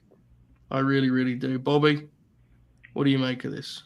Yeah, I'm with you, man. I like the King of the Ring match quite a bit besides the finish. And, I mean, clearly they have it in them. And this one with a normal finish and probably even a hotter crowd than they had at King of the Ring. And, both are even in a better spot than they were 3 months ago. Like, it's just going to add so much. And this really could be something special. It could, easily top their first match. It could be, very high on the list of matches of the year by the time the year comes to a close. So Gunther's going to win, obviously, but really hell of a first defense to kind of solidify him and that belt to an extent, too. I mean, Randy's, I know Styles challenged for it, but you look at the guys who've challenged for that belt, Randy elevates it. Yeah, most certainly. I think it's a great way to kind of announce this reign as this is going to be big business, right? Mm-hmm. I think I'm not even doing the Ilya bit here, I promise. But I think the Ilya match would have been very much in line with the stuff he was doing as IC champ to me. Gunther, that is. Whereas this feels like a step up, right? This is the world's time. I think the more contenders you can do like that, the better.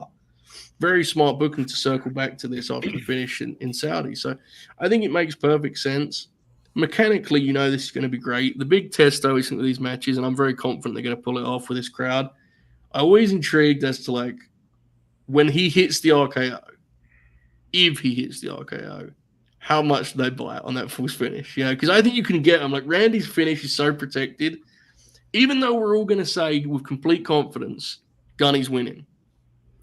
The great matches can convince you otherwise for a second. I think they're going to do that here. So very, very excited.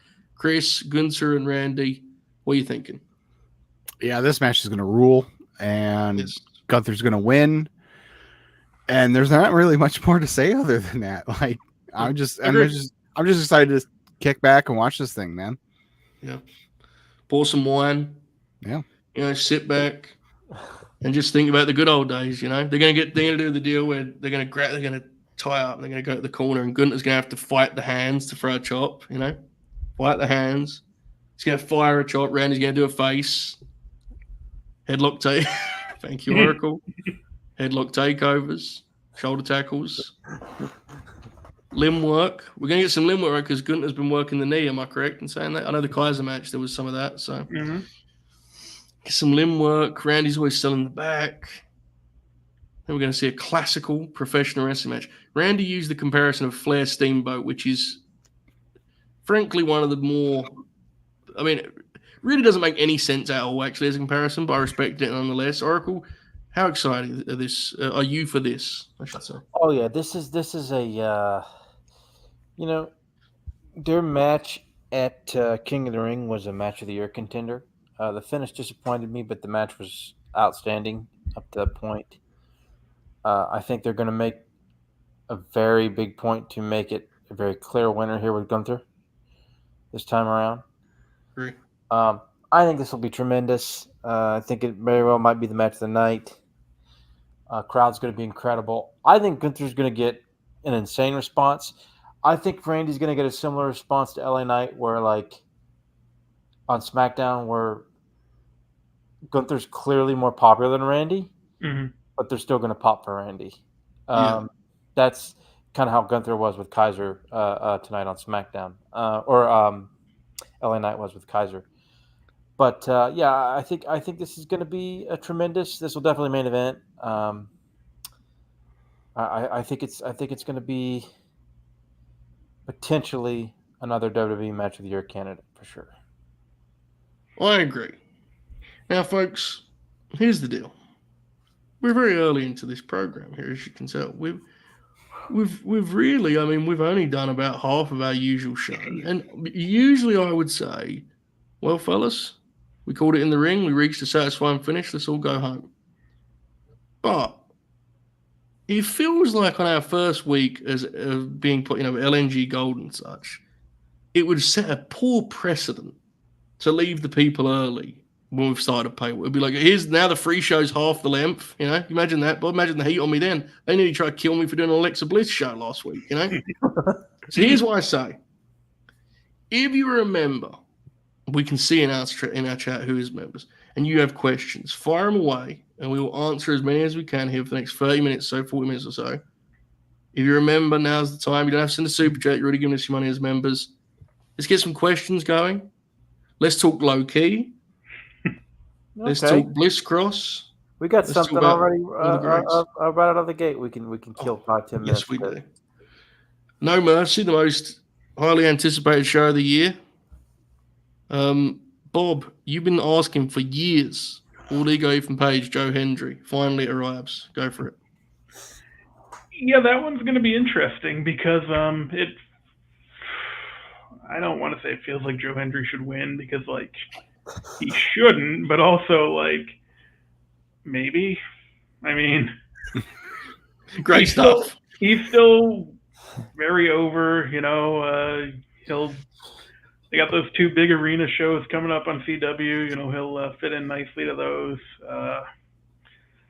I don't know. Like Ethan Page probably should win, but it's gonna be an electric atmosphere for Joe Hendry. He's very popular. That was unbelievable. You've just done that. You went back and you went 8 times. You switched your answer on that. That was immense stuff. Right. Well, we're gonna go back to No Mercy, and don't worry about it. I'm not asking Ibou of WrestlePurists about No Mercy. I've no interest in your slander of all ego Ethan Page, who holds the belt like Nick Bockwinkel. Hello, Ibou. How are you this evening? I'm okay. I actually just got home. I came home, and then I saw you guys reach the natural conclusion of your match, but it's 2024, so we have to tack on a couple extra closing stretches because, we have to honor Revolution Pro and Michael Oku and guys like that, So I'm happy to be here. LNG, it's been a triumphant week with the paywall, and I'm looking to get in some of those sweet LNG dollars. You know what I mean? So, I'll tell you what. I was into this Bash Berlin show, and then hearing you guys talk about it, I got more excited for the show. I was like, "This is gonna be a good show." That's why they pay us the big bucks over there at the WWF. Yeah, I was like, man, they should. You guys did a much better job than Sam Roberts and what's the other fucker's name? The friend of the show, Rosenberg could do. Like this thing. But yeah, you guys are doing a great job here. It's been a tremendous week with the paywall stuff. The Dynamite reaction was unbelievable content. I was listening to that at work, and the triple whammy of just of Mary Schaff and Jackie Perry and all the stuff that was surrounding that. That was an incredible 30 minutes of audio. So yeah, but beyond putting you guys over, I wanted to say a couple things. Number one, Joe Hendry is like one of the worst wrestlers I've ever seen. No, he's not. No, he's not. He is. You know what it is? He's indicative of a deeper problem that we just have. That's fine, but that doesn't mean he's one of the worst wrestlers you've ever seen. You've seen a lot of bad wrestlers, brother. But then, if they're indicative of a deeper problem, then they must. Then it's just an issue. You know what I mean, Joe? Like it's like that's about society. That's a deeper conversation. Have you ever seen The Joker? It's like how you get a visceral reaction to like grapplers that aren't that bad, because it's wrong. I would never do that. What are you talking about? You always talk about it's wrong, and like it is wrong. A guy like Joe Hendry, it's like you can exist on a national show. You can do your little singing and stuff. Like that's fine. The kids can pop for you and like you on TikTok, but main eventing a pay-per-view for the World's Heavyweight Championship, that's just wrong. Yeah. That's just wrong. Trick Williams, Tricky Will, he PC prospect. They built him up from the ground up. Go Gamecocks. What's up? Go Gamecocks, brother. Right. I'm a diehard Gamecock fan, by the way. Like that's not a joke. And it's like he's refereeing. I don't know why I'm venting about this on LNG. It makes no sense. I could simply just not watch this match. But I don't know. I just I need soldiers, Joe. I need to round up a team. You know what I mean? To just do what we need to do here. Are you with me, Joe? Okay, Moxley. I hear you. Yo, earlier when you said JBL should be in Mox's team, I started shadowboxing at work. I was like, yeah. Can you imagine? John Mox is the baddest shooter in pro wrestling. He was so sick as Corbin's manager. It's such a shame it didn't work out, dude. Him with Kern Barry Corbs would be pretty decent, So I'm intrigued. Oracle, I assume you'd never seen Joe Hendry before this last. Yeah. Have you seen him now? Have you ever seen him? Do you like him, Oracle? All this stuff? You've ever seen him in your life? Do you know what he looks like? Joe Hendry? I mean, I didn't really know who he was until he showed up on NXT, and I was like, "Who's this guy?" You a big fan? I mean, he's no worse than This is going to be a funny name. Name rhyme with Jax, whatever. So who? Who? Wait, what happened? What 6? What happened? I thought you said Nia Jax. Yeah, me too. That's what I no. Hardcore hack. You said it rhymes with Jax, I think. Dax. Oh, come on now. You know better. Speaking of hardcore hack, Oracle, you saw the Bronson Reed. I know I'm like opening like 17 tabs. You're like a schizo, but Fun. Oracle, so you saw the Bronson Reed Braun Strowman match this week, right? Yeah. Did you catch my tweet midway when I so it starts and I wrote Scott Norton versus Ice Train. Oh, and then, shit. I didn't see that. No, I missed that. And then halfway through I wrote hardcore hack versus Bam Bam. Okay, that rules. Yeah. I wrote that and I said no one's gonna give a fuck or understand what I'm even saying here. And then I was like, maybe Oracle will run into this or something. The worst part about that brawl, like in terms of like, ow, that looks like it hurts worse, is when Bronson took the bump over the hood of the car and then landed on his head. Yeah, like, it was head over crazy. heel. Oracle, you want to know what Joe told me when I said this is the best Bronson Reed match of all time? What did he say? I'll save it for the paywall. Oh, I don't even remember it. That's alarming. Yeah. He's doing well, though. He's doing well. We can't argue with it. He's doing well. Good on him. Good on him, Bronson Reed. Good on you, mate. Joe, I had a personal friend who doesn't even like WWE, who just kind of has Raw on these days just for the fuck of it. And again, this is he's a big AEW fan, personal friend of mine, doesn't give a shit about WWE. He just has it on. You know what he told me in confidence? You can tell he's like, he looked over his, no, he's mad at me. But my friend was looking over his shoulder. My friend was looking over his shoulder so people didn't hear him. And he's like, I can't lie, Raw's been pretty good lately. And I said, yes, it has. And then he goes, I've been looking forward to Bronson Reed, yo. I was like, yeah, wow. He's been good. He's turned the corner. He's figured it out finally. Bob, you started buying Bronson Reed shirts in 2012. Finally, it's paid off. What do you think? Yeah, it's been a long time coming. You know, he beat Okada at one point, and he's been pretty interesting the past couple weeks. Pretty interesting. There you go. All right, Chris, are you locked into the NXT product, or do you not watch NXT? I do not watch NXT. Good for you. Good All right, for you, so man. Nice. So Ethan's gonna win, right? Probably. I think he's gonna win with a Josh Alexander run-in. To be honest with you. Oh, fuck you. You know, like I honestly do, bro. I think they're gonna do a tag deal with the North. I honestly, that's what they're gonna do. What the fuck? they're doing a working relationship. You don't follow the product, dude. No. All right. No, Jade Parker is. That's actually Yes. fine. That's a fine little development. Yeah. That's it. Roxanne's gonna win, right, against Jada, which is the match I want to watch on the show. I hope that's good. Yeah, I think it will be. Yeah. What else is on the show? Jada Parker has some of the most vicious-looking offense. Yeah, aggression. She has incredible live show charisma. You know, so I'm you know. Again, but she actually does have live show charisma. This is the problem with this bit. I'm telling you, fellas, you're taking away our talking points here. Joe, did you see Dave's post today? I saw it. She annihilated somebody with her running ass bump, because I don't know what else to call it.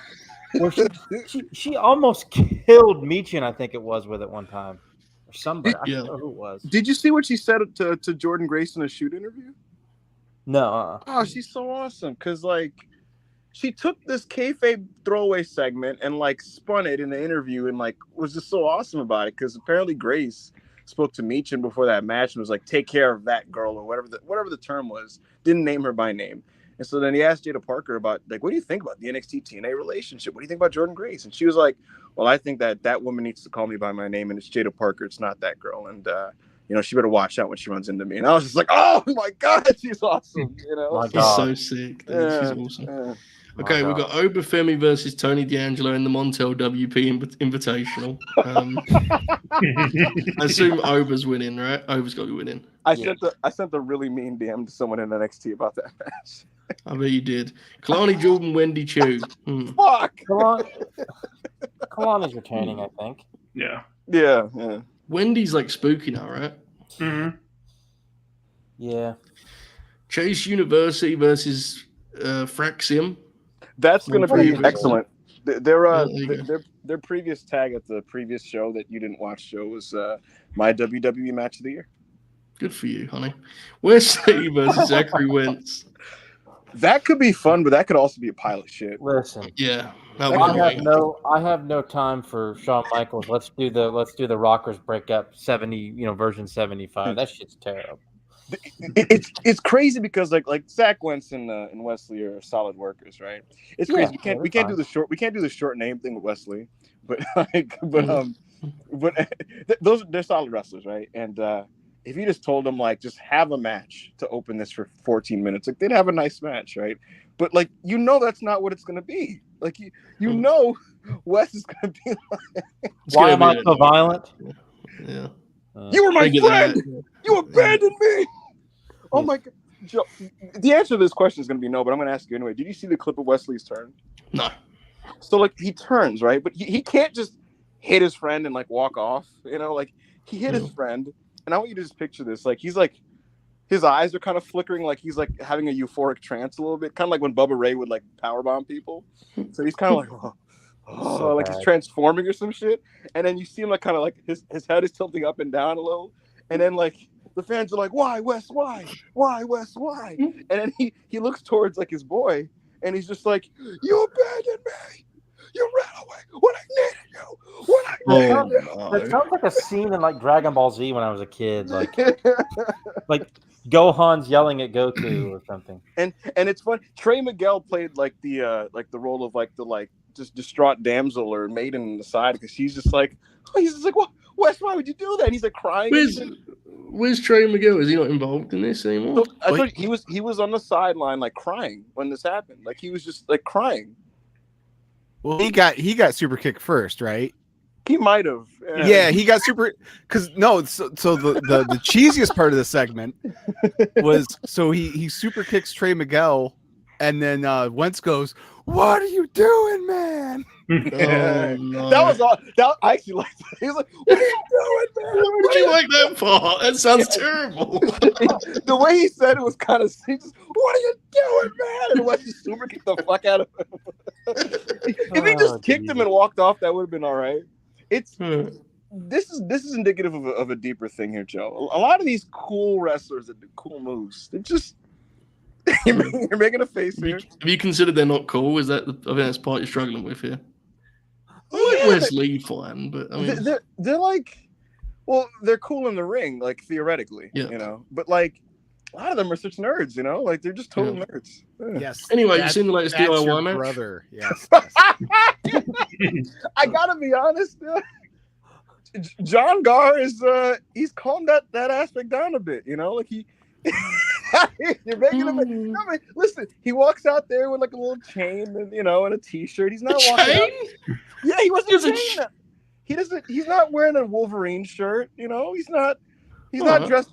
Ricochet used to walk out with a Naruto headband, and it was like, dude, what the fuck, But like, are you talking about professional television match man, Ricochet, one of my favorite wrestlers? Did you see he had some interview quotes today? I did not. Did he talk about psychology? No. They asked him why he went to AEW, and he basically was just like, I just like traveling the world with my buddies. God bless. Yeah. I don't know how much traveling he's going to do. All right. Yeah. He was also lying. I'll break a story here. He don't do, really? All right, fuck it. Never mind. It's not disaggregated, please. It's been a nice week. I know. Wake up to that. Justin, please don't. Look, let's be real. He's getting paid handsomely. God bless him. Yes, good on him. Yes, he is. Yeah, good on him, man. I think he has more value to AEW and WWE because they have the Ospreay match, which should be a drawing card, right? So, as long as they don't do a segment, because Joe, I got to be honest with you, I envisioned a segment that they're probably going to do, and it made me really mad. And the segment was going to be Will standing across from Ricochet, right? and then being like, "Come on, man, you're Ricochet, bruv. You're a legend, bruv. We talk about the feeling, bruv. You gave birth to the feeling, bruv." And Ricochet's gonna stand there and look at the crowd and stuff. He's like, "Look, listen to them, bruv." And he's gonna listen to them, and they're gonna be like, "Rick," you're gonna hear like the 1,500 people going, "Ricochet." He's like, "Do you want this match, bruv?" He'll be like, "Yeah, let's do it." "Do you want?" He's gonna grab him by the collar and shit, try to summon the passion and the former fire of Ricochet. Is Will Ospreay on stream with us? He might be. And then Excalibur's going to yell into his headset, "The 2014 Best of Super Juniors Ricochet is back." Ricochet's gonna be like, "You know what, Will? You're right, man. Come on. It's time for me to show these people what I am." You know, Dave's gonna call it a tremendous angle on the Observer. You know. Fucking right, Will. Shout out to Dave. By the way, the respect for Dave, just every single star ratings week delivers. Every week, just brings it. Every time you think you've got a read on where Dave's going to go, he catches you off guard again. The three-way tag title match 4 1/4. He's the greatest. Fucking monster. He gave the opening ladder match. The opening ladder match got 4.5, bro. What a beast. He's so godly. You know what my hot take is going to be? Dave's going to give a match on this Berlin card 5, and it's not even going to be the correct match. It'll probably be Cody and Kevin, right? Something on the show is going to be 4 1/4, and Dave will go 5 because he was just in a good mood on that day. That's my prediction. God bless him. And the Jade tag is going to have like 2 stars. Oh yes, that's a Dave lock. Oh hell yeah. Tyler says, now that it looks like Garcia's staying with AEW, do we think he gets another chance to tame the dragon on the farewell tour? I don't know. Probably not, to be honest. Yeah, I don't think so. I don't think Dragons. Again, farewell tour is a full timer. They'll wrestle again, but Dragon is probably not going to be around long enough to get to that, right? Because this Garcia Max business is really just starting. We're being honest. So, can I hint to a scoop that's just funny? You can do. You can do. I think we're actually safe, to be honest, because no one's going to click on this knowing that you're even here, right? Yeah, I didn't advertise it. You know. Yeah, you didn't. No. Yeah, there's go for it. Go on. There's some internal strife right now over who should beat Bryan Danielson for the championship. Tony and Bryan are on the same page of who it should be, and a lot of the rest of the creatives like, go fuck yourself. It should be this guy. Tremendous. Yeah. Dustin Rhodes it is. Oh, hell yeah. It was actually Keith Lee, but you know. Fuck you. Right, there you go. Remember him? Nope. Andy, super chat. Andy says, I don't get the Ospreay appeal. Incredible timing on this.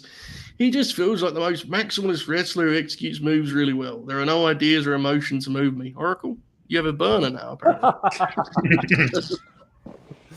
Hey, you made Vader proud, Andy.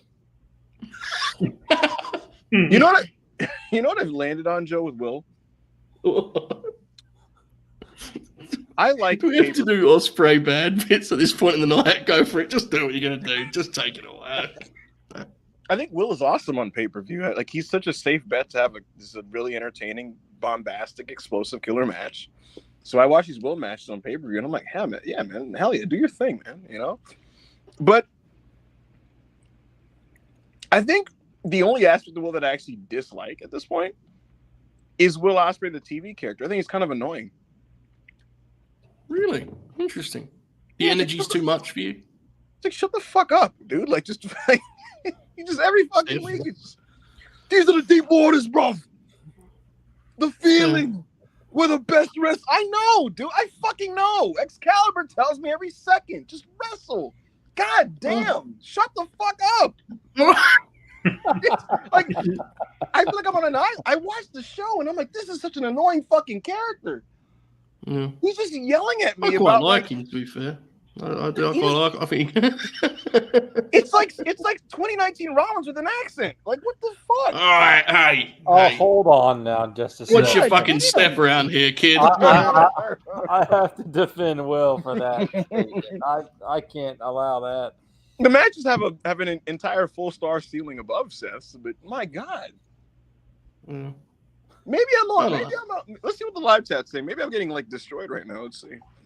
That's fine. No one gives a shit anymore, dude. It's like don't grin. Hell yeah. I think what I like about Will as a character is I actually appreciate that it appears that he likes being on the show, which is like kind of uncommon. No one else does.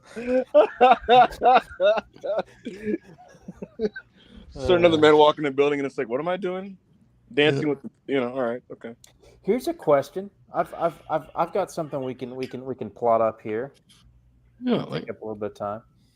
If they do a women's War Games match, I know we're 3 months away. What will be that match? Good question. Good question. I don't know, Bobby. Go on. Yeah, it really depends because again, the women's stuff isn't really fleshed out where there's kind of overarching storylines at the moment. You don't think there's enough juice from the Pure Fusion Collective, Bob? Yeah, I can't do the Pure Fusion Collective. They're on every week, man. You know what? I was having a viscerally negative reaction, but then Sonya stopped wrestling and I was okay.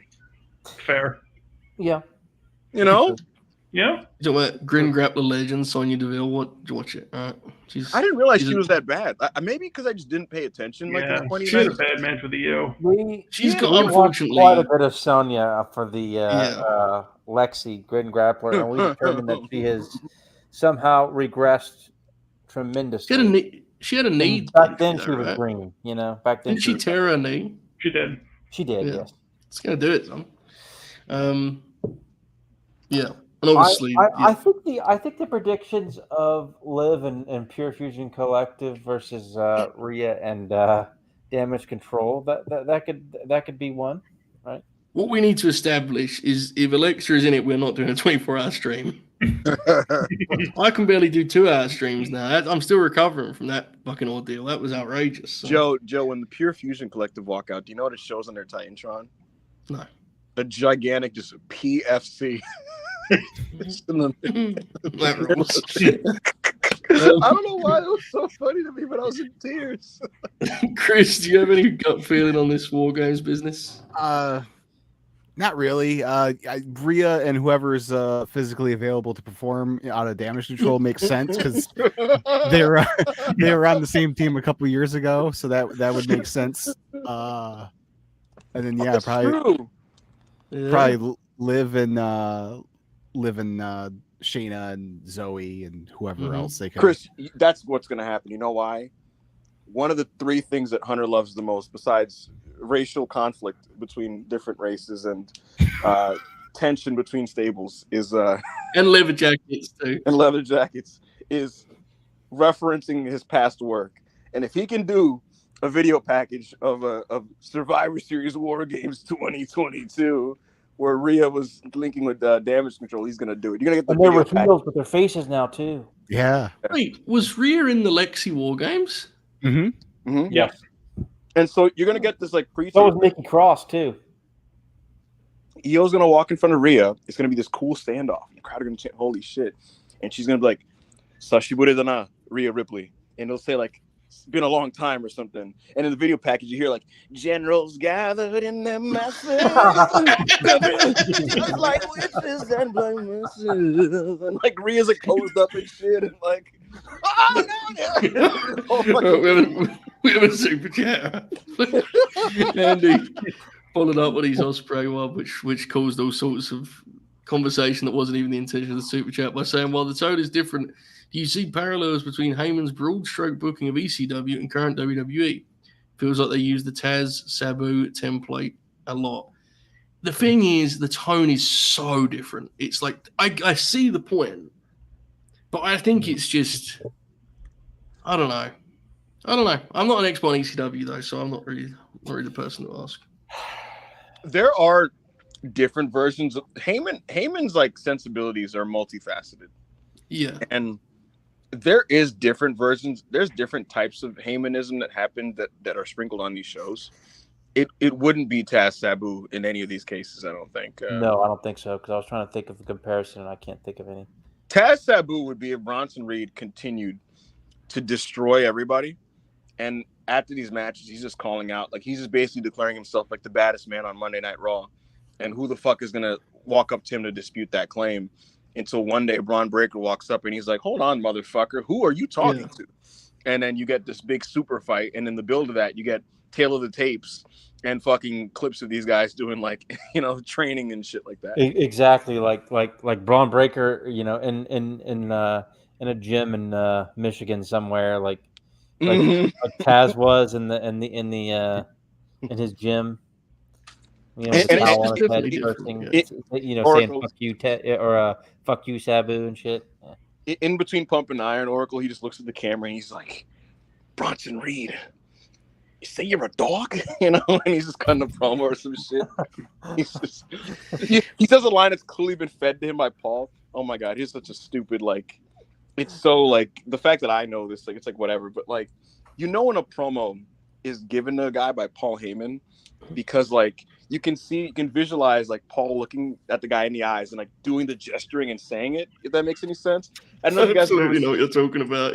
Yeah, like I've seen footage of him talking to Rhino and he's like, "You're gonna hold the belt and you're gonna say I'm the big fucking deal because I'm Rhino," and like, and then Rhino just imitates that.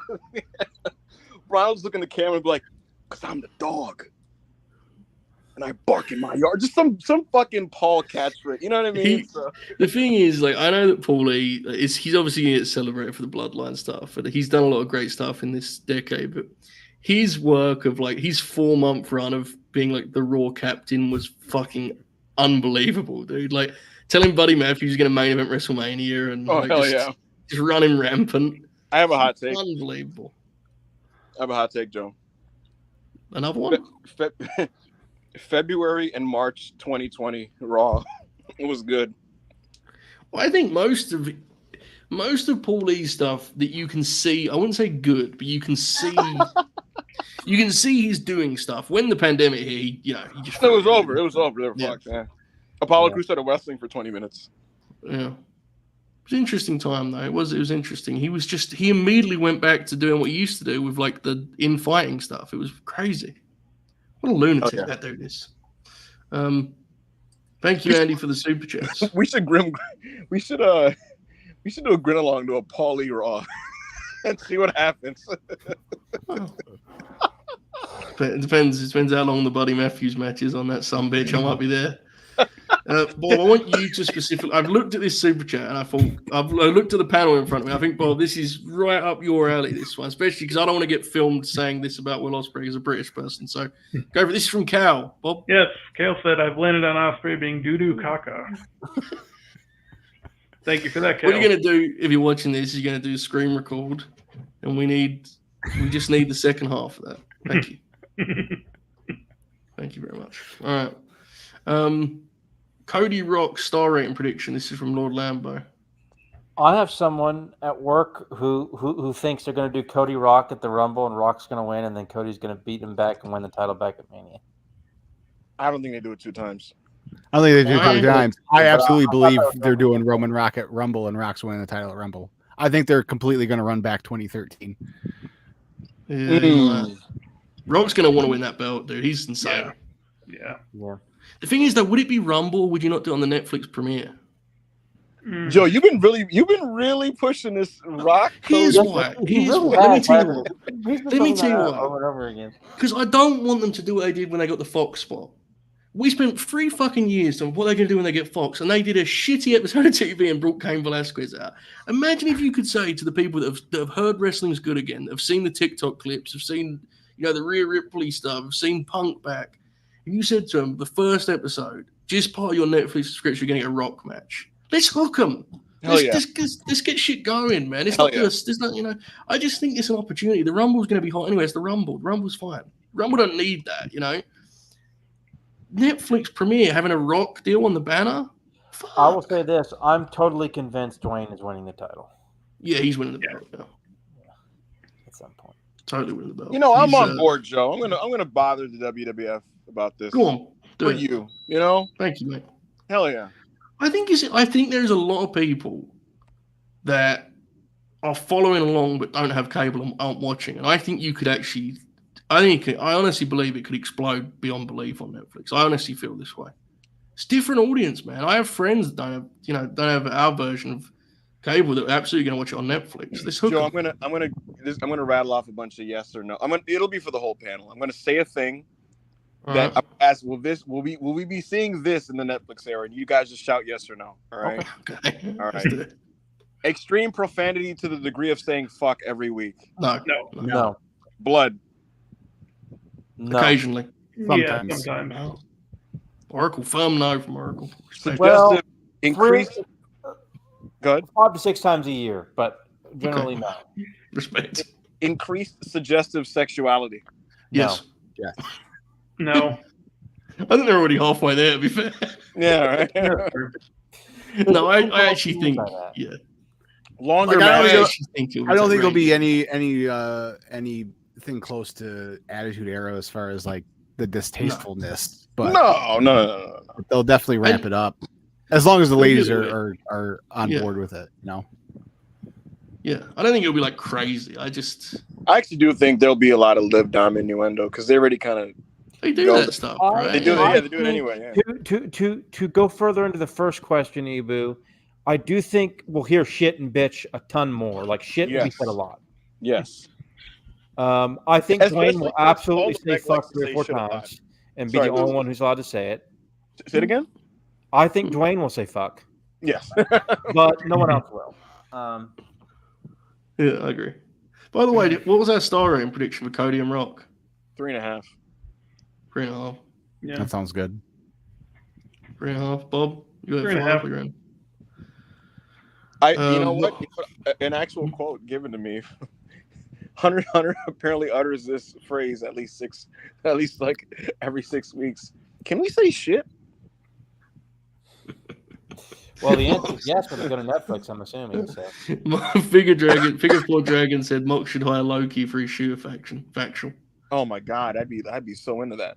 Yes, absolutely. What are weird interpromotional matches you got currently? Interpromotional matches. So you want? I have to like wrestlers from 2 different promotions and pair them together. No, the actual one for me is Gunny and Samoa Joe. That's the match I want most in wrestling right now.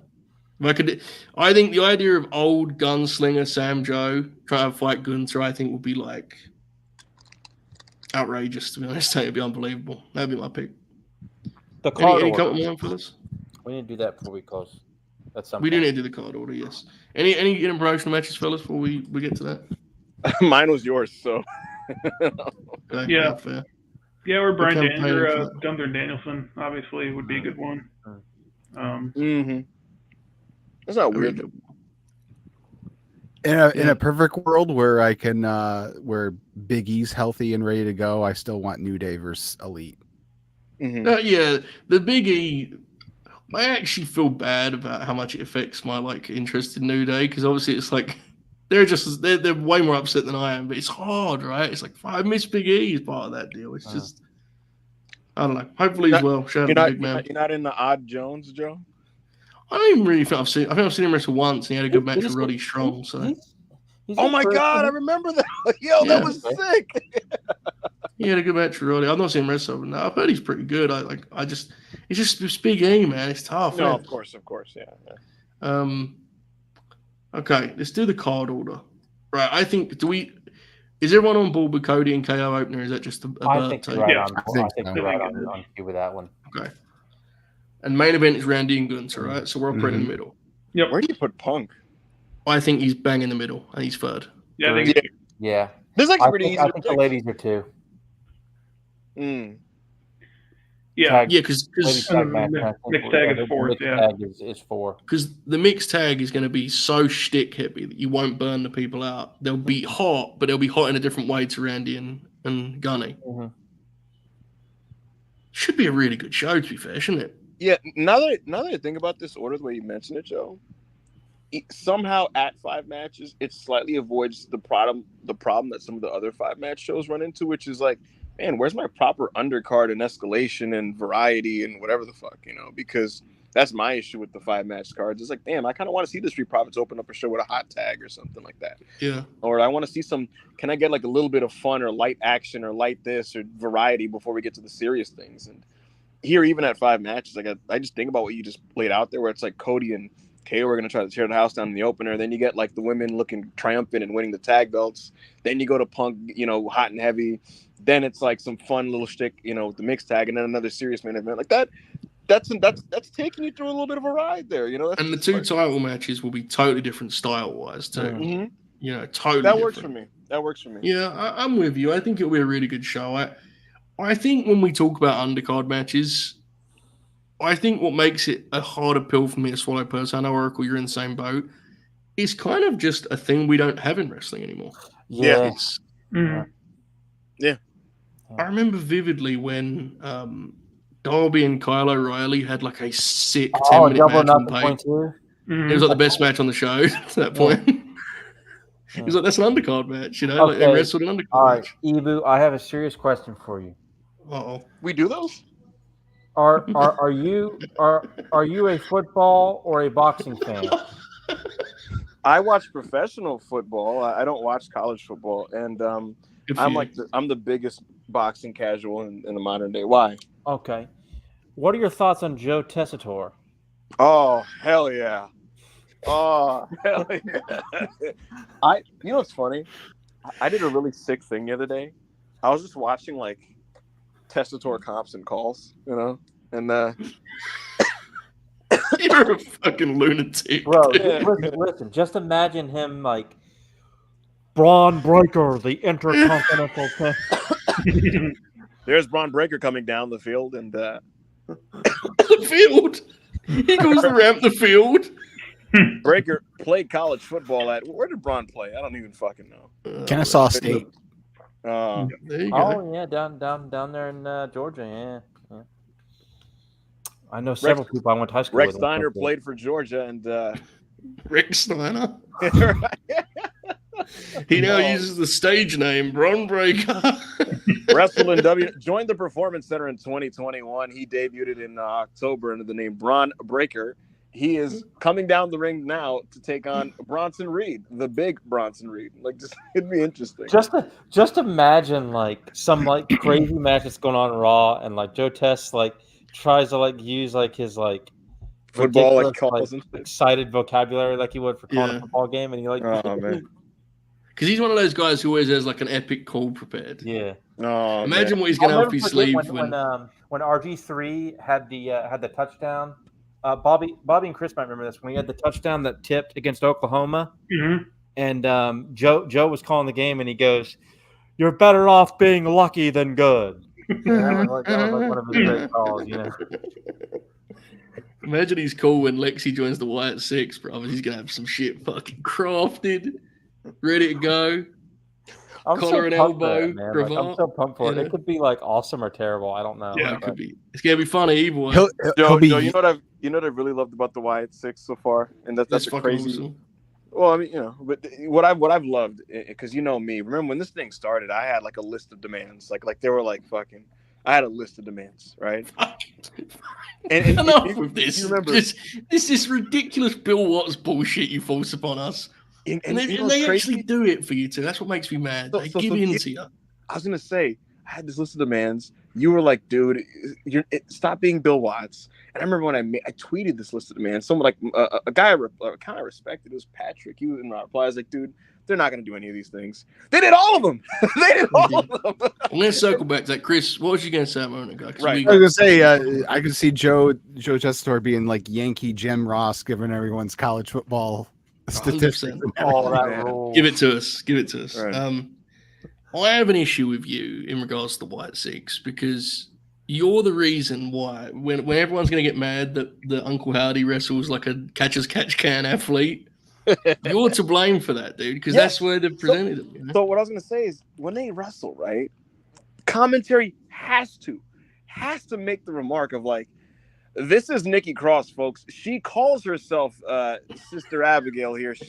This is Nikki Cross dressed as, or like they'll be like, this is folks. This is WWE contracted wrestler Bo Dallas. He is in the mental space to where he is donning the outfit and calls himself Uncle Howdy. He believes to be part of a cult known as the Wyatt Six. These men follow him because they ideologically share the same motives, but these are WWE contracted wrestlers. That man is not Huskus the Pig. That is Joe Gacy. And I'm like, I just pumped my fist. I'm like, yeah. It is good. I think it's actually been handled really well. And I'm really happy for him, to be honest, because I'm one of the only people on the entire internet that didn't dunk on the idea. So yeah, you did. Yeah, you kind of just let it be. Yeah, well, I know I'm talking about that. I'm a professional. I trust the creative vision of Dexter Lumis. I mean, we started off kind of spooky when Chad Gable had an exit wound in his head. It was like, all right. In all seriousness, this is kind of crazy. Bo Dallas did not wrestle in 5 years and had like a broken neck, apparently. Like what? He did pretty good on Monday. Like legitimately. Yeah, it's totally fine. Jumanji Hunter, super chat, thank you. A bad part of these 5-match, 8 pay-per-views move 2 little things along, and then there's too much predictability for 5 matches alone. Welcome to B pay-per-views. I read 8. Sorry, B match. Yeah. Bob. Yeah, I mean that's right. the 5 matches are pretty good, so I don't care. But I mean, it's right. Again, you can't keep insulting our audience, Bob. You can't keep calling people assholes. We got their money. It's fine. Oh, come on. Now. Yo, Bob popped the shit out of me earlier when predictability is very much a Paul Levesque formula in my opinion. Yeah, it is. Yeah, it is. And that's a fair criticism. I think predictability is okay. I think it's nice to have some twists and turns around. Yeah, I agree. I don't like surprises in my life at this stage of my life. I don't catch me off guard with anything, please. I want to know when these returns are happening. I want to know when these belts are changing. Just lay it out for me and let me expect it and just do it. You know what I mean? That's fair.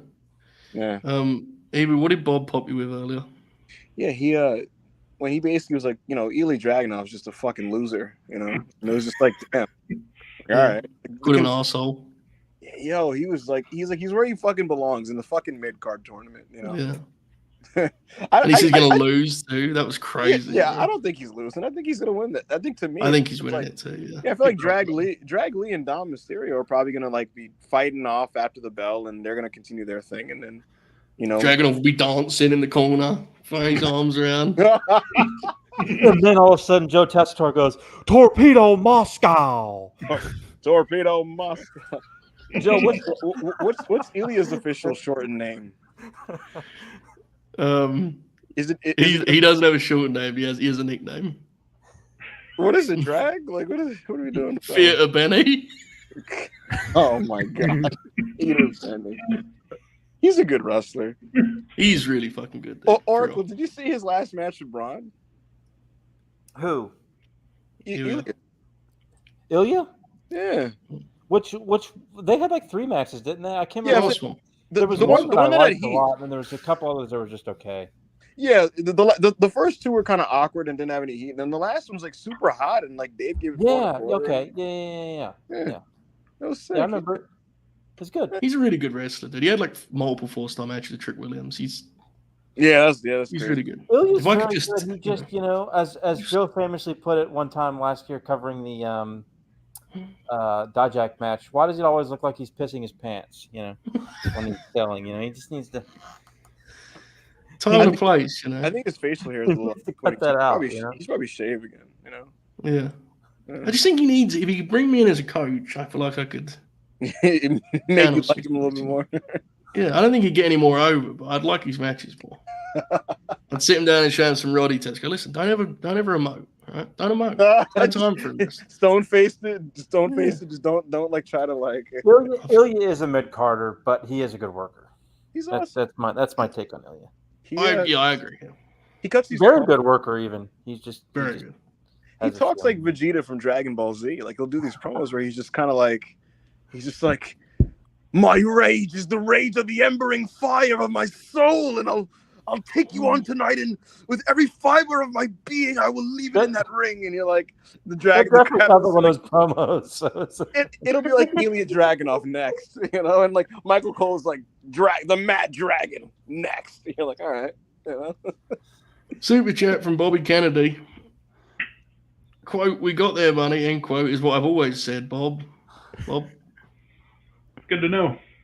All right, there you go. All right, let's go home. We've gone past our time limit now. We had a good time though. We should have previewed Bash in Berlin. Did we ever do that? I don't know. We I think did so. it we did it in like 45 minutes. We did. I was trying to space it out. I couldn't do it. I don't know what happened to me. Usually I'm good at that. I was like putting extra shit in there, trying. It wasn't going up any. I was just thought. Joe, if you went any long, you would have been like, "So what's the house in Berlin?" It was crazy. There was one of the matches I did like this little spin-off sentence about the build, like I was on ESPN. I could have funneled you some like bullshit like filler like talking about the stage or something. Yeah, that would have been too far for me. I can't do it. All right, Chris, tell the people where they can find music and Moonsaults and all of your wonderful business aside from the Grin, mate. Go for it. Yeah, musicandmoonsaults.com, which has most every week Chris and Matt's wrestling podcast that I do with my best friend of over 20 years, where we talk about wrestling and whatever the hell else we want to talk about. We did not do an episode this week because he had fatherly duties, so we'll be back next week. Probably, I believe we're going to start going live now on Thursday nights instead of taping, so look out for that. And also this weekend, sometime, probably Monday, the next base cover drops. I'm doing all of September. I'm doing celebration of the 20th anniversary of Green Day's American Idiot album. So all the base covers I post will be off of that album. There you go, folks. There you go. Lock in. I'll link the gimmick below. We have a lot of links. We also refer StreamYard now. StreamYard is supposed to pay us when people click the link, but obviously no one is ever going to click the link because why on earth would anyone scroll down 8 different links and click on a StreamYard one? Well, time will tell. We'll see if it pays off. The Oracle of Wrestling, any plugs, any promotions? This September. Yes. On Late Night Grin Gold. Hell yeah. Oh my God. Grindication on a Tuesday night coming near you. It will take place from the month of September in a particular year from a particular promotion of my choice that will be announced in advance. Yes, sir.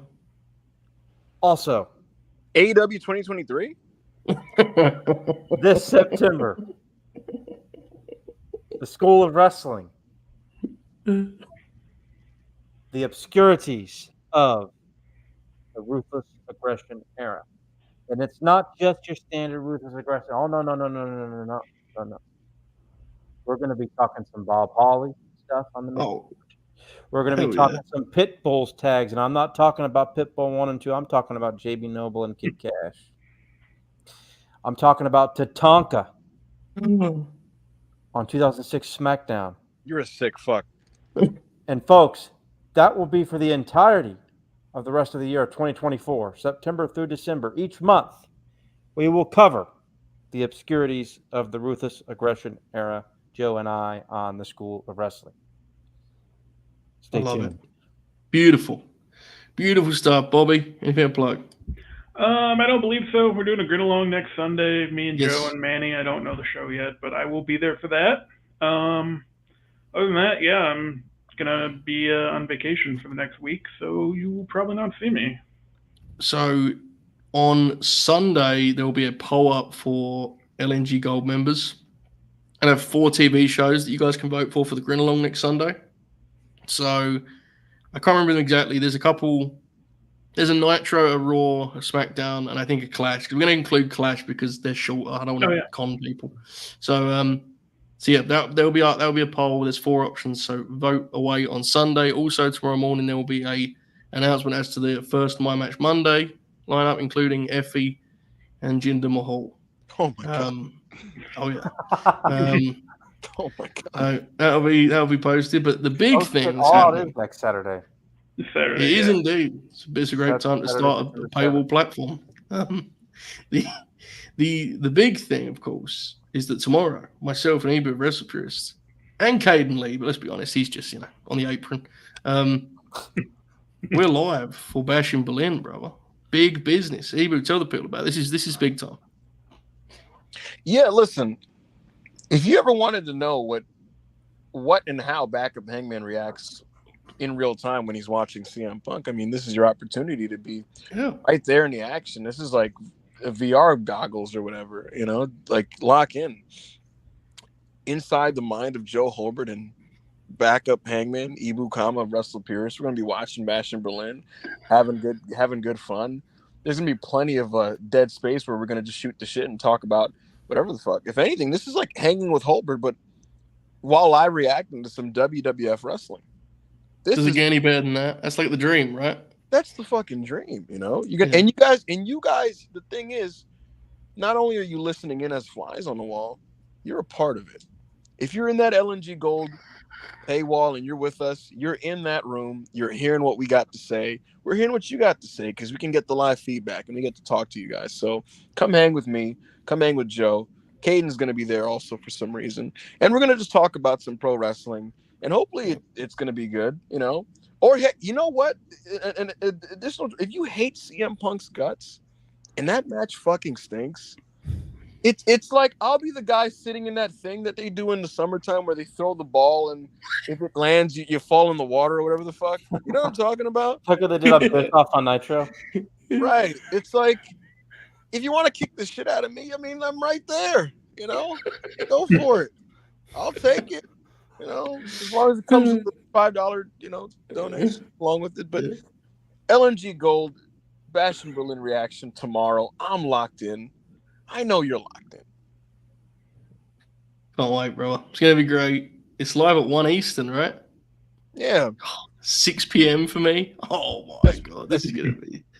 I can't wait. You get to watch Gunther and Randy.